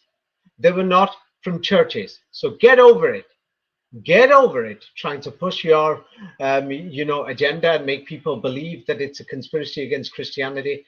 They were in many of these factories and these mills and other places. Yes, so they were used to be melted down for guns and for shells because they were genuine battles. So now here on the next page, here we have a brass bell. Many of these were for industrial purposes. So the next page shows the vintage heavy brass bell. The page after that shows a steam locomotive bell, on the trains, not just the trains, but when the horses and the carriages went, if they had industrial goods, for people to move out of the way, because the horses, you can't stop them. So they had all kinds of bells, you see. But unfortunately, many people will think that it was something else. The next page shows the locomotive bell again also. And then the next page after that, I'll read it out. And as for the steam whistles, they were inevitable since the first whistling tea kettle. And these high-powered steam machines gave a loud roar when the high-pressure steam valve had been released into a steam bell. This is important about the steam bell. And then into a whistle by the operator. So now many of these factories, they had towers. That's why these churches have towers. And they had bells on the top. And many of these churches, yes, what they had at the bottom, they had the water reservoir. Now, Nachiketa has not read this, but Raphael, you've read my book, Jerusalem is in Europe, which shows in Constantinople these reservoirs, and at the bottom of these are the churches. Now, are you beginning to see why they had these towers there and the steam bell, not an free energy bell? Can you see it now, Raphael, or you can't? What is going on? Yes, as you're warming the water, and the water is distributed to warm these star-fought cities. Yes, and that's why the Quran gives the correct version of this history, saying that inside many of these buildings they were warming the water. Yes, they were actually heating machines like a kettle. Yes, and that's why it says that they're actually like a kettle. Yes, in fact, I've already read it, but Raphael, you read this. As for this, steam whistles or whatever. Yes, these steam bells. As for the steam whistles, they were inevitable since the first whistling tea kettle.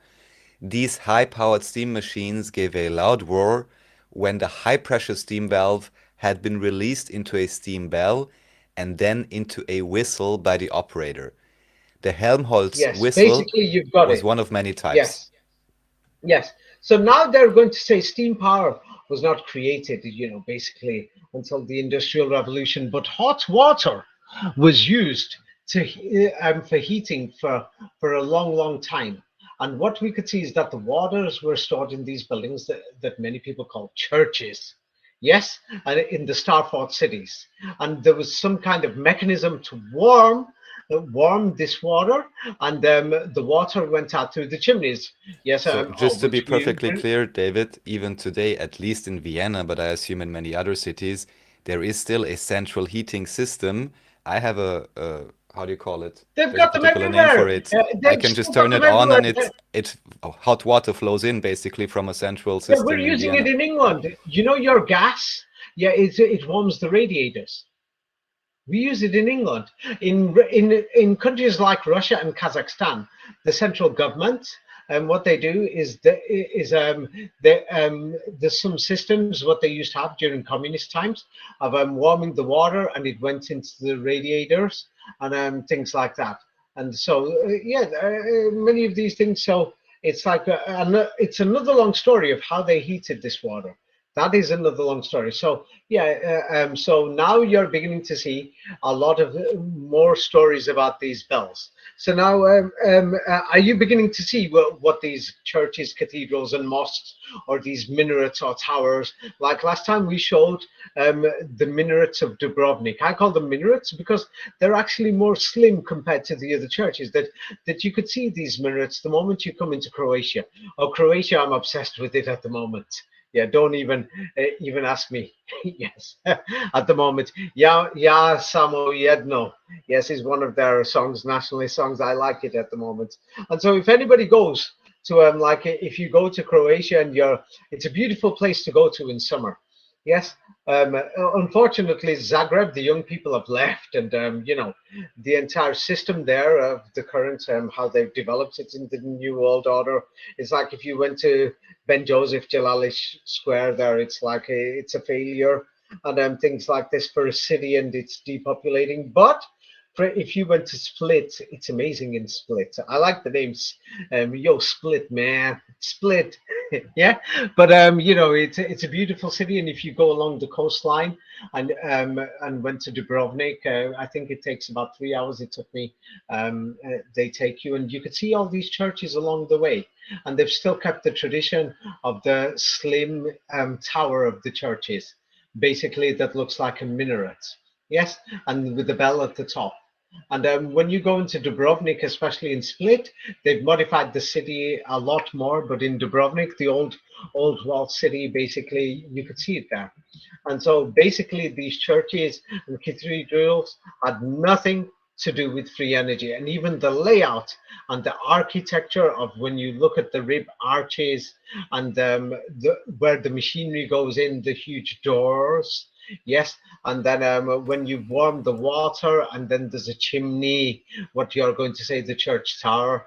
Yeah, it Well, all makes David, you have sense. shown places in England at least where in the interior it looks pretty nice, but still it's officially like a water pumping station or whatever. So you've shown examples of this, them being industrial We buildings. did videos of this before, but my book Jerusalem is in Europe shows at the bottom of these churches, and we did videos. It's like maybe I'll write a full book on this to show how the mechanism actually worked.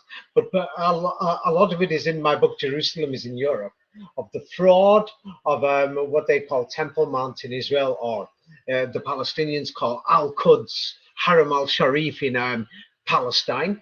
Yes, even though they don't realize the word Palestine was used by the Zionists, and it came from the word Polishstein. Yes, and it's been given an invented history. Yes, and the thing is, the thing is, both sides are fighting for the same thing. And next time we'll go through it of the anti-Zionists, or maybe some other time we'll go through the history of the anti-Zionists, of how they spread the Quran into countries like Pakistan and India and Bangladesh. And what they did was because they were, it's because the more followers you have in these religions and you spread the word, then the thing is, the more leverage you've got.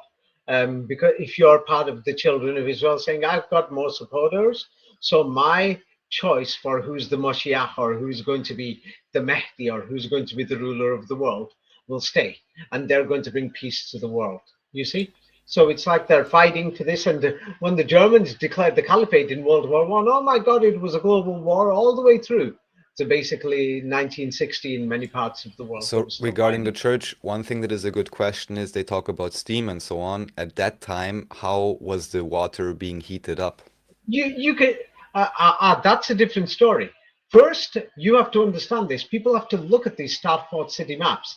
You can see the water system coming in and out.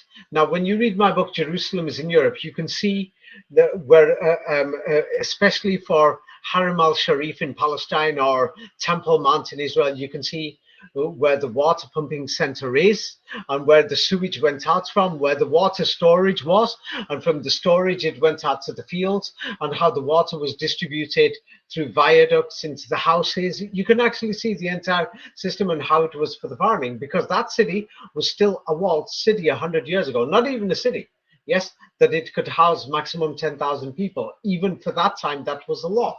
So we can actually see this, yes, because the Middle East is behind Europe. So in Europe, they basically broke many of these walls and everything. So we can see in many of these Stratford city maps, hey, there's passages for the water channels. Many of these water channels still exist to this day in many of these villages in countryside or small villages throughout Europe. We can still see them, that there were walled Stratford cities, and we still have some of the plans there that they're going to say it's from the 14th, 15th century, but written in the 17th, 18th century, we've still got them. We've got them. People can check them, and you can see that it's a building that's going into the water storage center. And the water storage center has got nothing to do with praying to God or anything to do with healing. It's a place where the water comes out from to get rid of your shit or your sewage. And so what has that got to do with healing bells or whatever? What's that got to do with free energy? Come on. I've said it with that word loud, not to be offensive, but for people to wake up. Yes, because from the water storage, a major part of any city, you're going to make a city, you're going to think people are going to get diseases. Yes, especially if you're bringing these pests to do the farming. You don't want them to die. They're your slaves. Yes, so you're going to want to keep them clean. And especially you don't want your family and your friends, who are in the center of the walled cities to die. So when you're having this, plop or a shit, it's coming out. Yeah, and it's dirty and everywhere. The water comes and it takes it out. You see? Now, what has that got to do with free energy and to do with advanced healing? Well, like I or said, whatever? the open question is how this was heated up, whether this was just done with, fire or any other system, and maybe this Yes, is also and where the great, so the energy that question comes in. So Yes. now that brings into the part of the Quran, because the Quran at least tells us this story. So that means that the Quran has got some genuine history there as a historical document. So the Quran does mention some things that need further investigation. Yes, and how did they do it, and what processes they used? That is what people should be investigating instead of being superstitious, looking at redecorated churches. By the way, it is a well-known fact that many of these industrial buildings were redecorated as churches, or all the cathedrals and everything were redecorated in a systematic fashion. It was systematic in the late 19th century and early 20th century. We went through that in the video before. Do you remember the movement that started after the 1860s to redecorate churches and cathedrals and religious buildings? Yes, you've shown also the example with the Hagia Sophia, for example, that is being painted up inside. Yeah, that's a perfect one. Of course, they're going to say it was. We still didn't answer how the water was heated, but that's okay for now. I think we should really finish the last 30 pages of the presentation, no? I don't think we'll have enough time. Unfortunately, I was hoping we would, because we won't. Well, go on to the next page. We can add on half an hour, then we are through at least with this set, and we can continue with new ones next time. Now, the next page just goes through the title, the steam power, how it changed, and bells and whistles. But the thing is, they're lying and saying we've only just discovered steam power after this Sultan Muhammad took over Istanbul. It means that the people discovered steam power because this Prophet Muhammad, or Sultan Muhammad, started educating the people. You see, and he was following in the footsteps of Jesus Christ, who was another professor or a prophet. They were teachers, and a lot of the sacred geometry that Jesus Christ taught and what Sultan Muhammad taught is in my book. Yeah, Science of the Kaaba. And so if people read this, that's in page number 21. And so I'm thinking, because you could display number 21 and people can see this, and we'll have to finish off next time the rest of it, and it will have to be something else. Not that, number 21, page 21. Yeah, in the book Science of the Kaaba, that goes through the sacred geometry that shows that the Prophet Muhammad and his followers applied. And the sacred geometry is so advanced. It's so unbelievable. Page 21. Yeah, number 21. Yeah. Yeah, it takes me some time to get there. Please have a second. Yeah. So if anybody goes through that, and the thing is, I'm not joking, it's so advanced, it's unbelievable. It doesn't mean it's from God. It doesn't mean it's from God. It doesn't mean steam power came from God. Yeah, it doesn't mean you came from God. But whoever or whatever the creator is, yes, so if you want to be religious, you could say everything came from God. Yeah, my neighbor came from God. My computer came from God. Yes, the minerals came from God. You can say all these things. Yes, and the thing is, have you found page 21 yet? Yes, 21. So the thing is, now when we look at the science, now I put it in that book. It's too deep and it's to advance the science that has got to do with the Kaaba or the Kabbalah. And people are saying the Kabbalah ruled the world. Now, Muhammad and his followers, whoever sets up this system, knew this advanced science, and they must have known advanced science a few centuries ago. They must have known it. It's because the system that is at the Kaaba gives the game away. It gives the exact game away, because there is no way they could have known that astronomy, those people who are in the deserts over there, and that gives the game away. And that's why we know that when we look at churches and cathedrals, that they use this simple geometry, this simple sacred geometry, yes, of how to construct these buildings and to do with the energy. And now the next question you've asked, which is even further, what mechanisms were they using to heat and this water? That's what people should be investigating. So you're right, it's a very important question, Raphael. It's an utmost important question. Yes, what mechanisms they were using. So that's what people should be doing. But of course, we've got these fake researchers who are making fake posts saying, hey, please read my post, please, techno-tech, Tartarian technology, and they're making videos. They've got thousands of followers. They've got people reading their articles, whatever they're publishing, and they're making money, people donating to them on PayPal. They're all scammers and liars. They've just invented stories, and many people are continuing the story just to take your money, just to get your attention. Now, the thing is, Raphael Nachiketa, if you think that you know, if you still believe that these bells that were on the trains, that they had to do with free energy, the same bell that's on the train, the same bell that's in the factory, is in the church, that was later used in church. And you need an entire industry. Same like, how are you going to make mobile phones in the 1970s or the 1960s? You've got to have the factories ready. You need all the workers ready. Yes or no? Yeah, you think like a businessman here right now.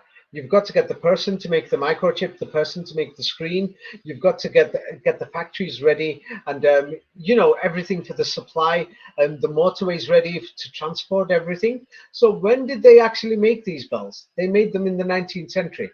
The entire industry started after the 1700s for the number of bells, for the number of churches that they're telling us.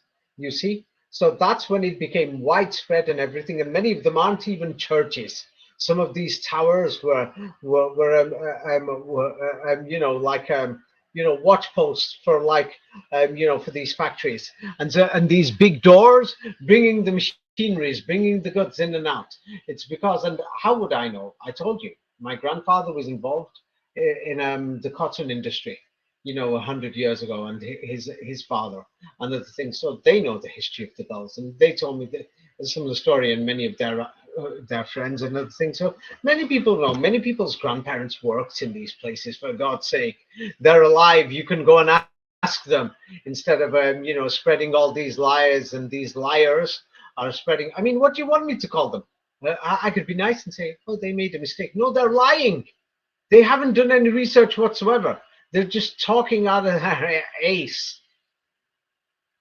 Well, You of tell course, me, it sounds more what research fancy. have they done, Raphael, It sounds more to show fancy that to these talk bells, about free energy, and it does not mean that yeah, there are not such things as resonance and cymatics and all kinds of things frequency, you that can do it's with it. awoken your brain? However, Yeah, however, it does not mean necessarily that the story they are putting forward is correct in the way that they present it, of course. And it's also obvious that, how should I say, the view that you have brought forward today yeah, but why do you certainly think is they're not doing this? promoted. Attention Well, seeking. because Yeah, it sounds better. They may not yes. have done this part of the research, or they don't bring it up deliberately. I can't say for certain, Yeah, but yeah, it's a more, you know, fancy, fantastical story than just saying, as it says here again, it was simply a bell yeah, to wake you up in the morning and put you to sleep at it's a night. Yeah. So, fantastical story. It's fantastic, yes. It's a fantastic fairy tale, yeah. And the thing is, these bells, yeah, they woke up, and the average person, you know, who was many of them were orphan children who were kidnapped in the 19th century and everything, and it was basically get up, you know. And the thing is, you know, they beat you up if you didn't get up and things like this, and you basically had to go and do these things. You see, and so they were known as the bells of Satan. And so now the opposition, which is Islam, which is the opposition to Christianity, the Muslims have preserved this history, and they've kept this history orally, and they've said that these bells were used basically by evil people for slavery and other things in the 19th century, and they too called them the bells of Satan.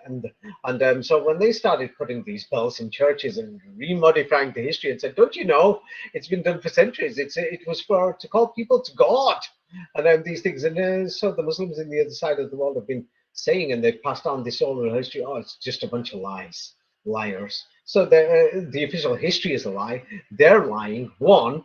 And two, these Tartarian advanced technology people, they're lying out of their ace too. They're just lying, talking bullstein, unfortunately. So don't fall for it.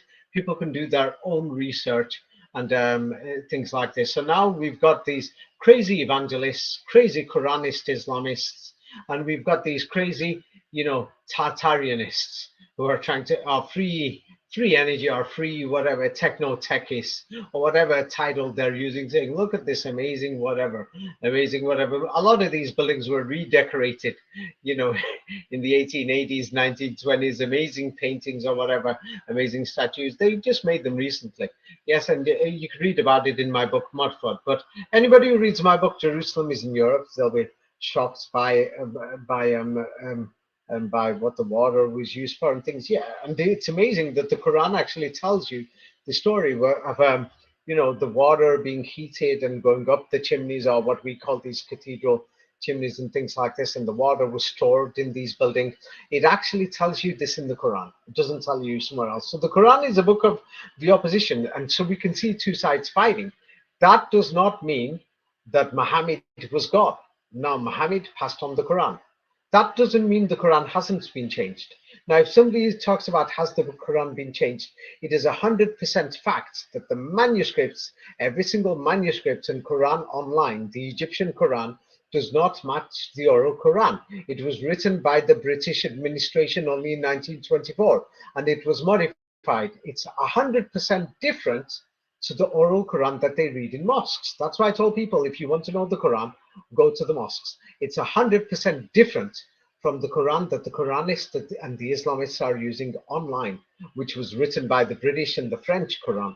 Yes, they're using a British Quran written by the Jesuits and the Masons, by the way, and they're telling you it's the word of God. No, it's not. So David, are you sure you don't want to finish the rest of the presentation, just a few pages?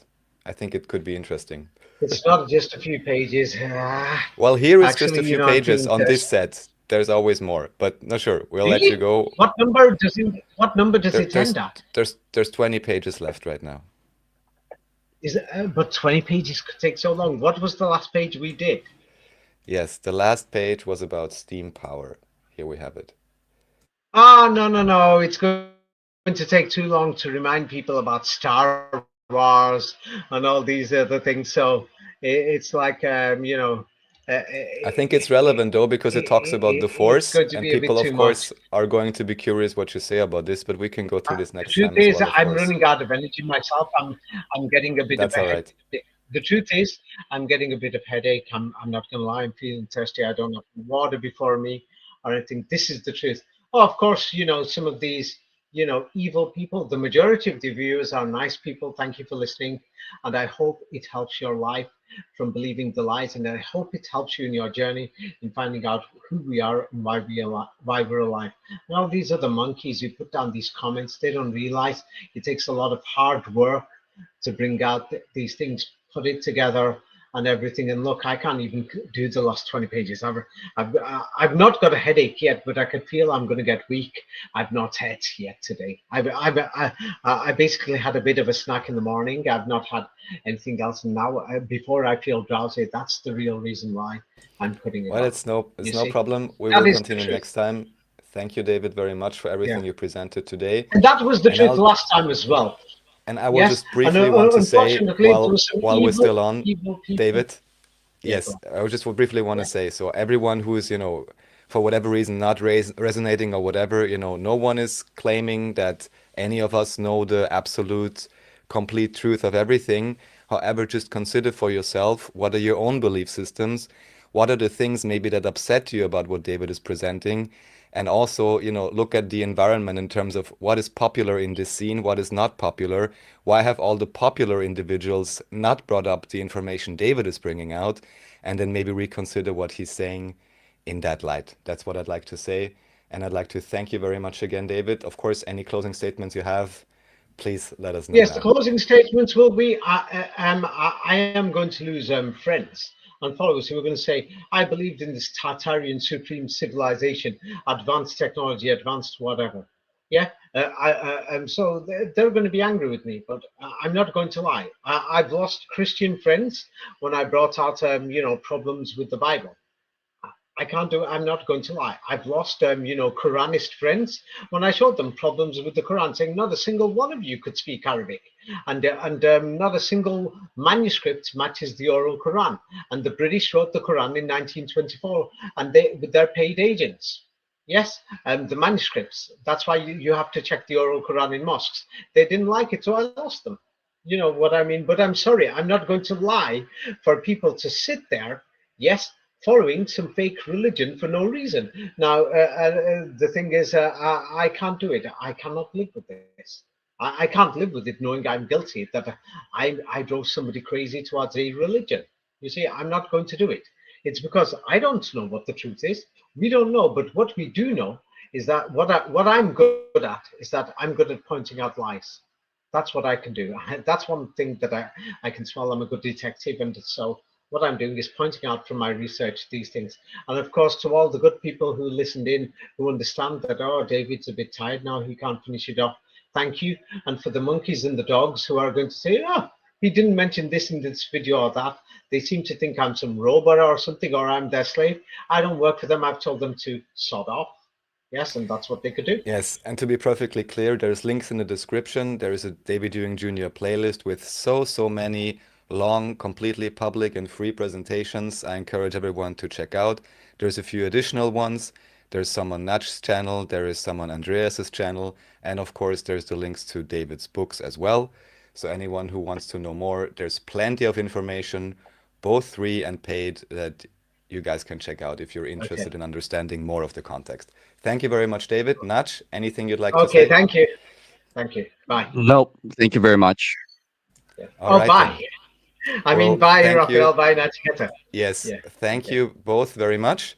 And thanks everyone in chat. Thank you all very much for your interest. And we're looking forward to be continuing the conversation next time. Thanks, everybody. Okay. Ralph, David, and Andreas. Ralph, David, and Andreas. Ralph, David, and Andreas. Ralph, David, and Andreas. Flamenco, flamenco. Flamenco, flamenco.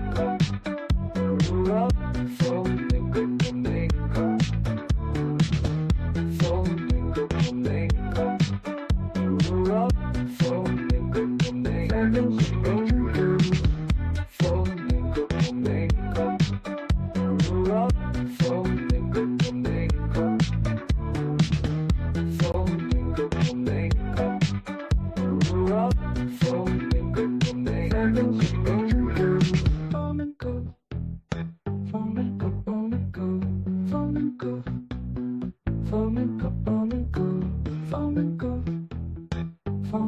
flamenco. Flamenco, flamenco,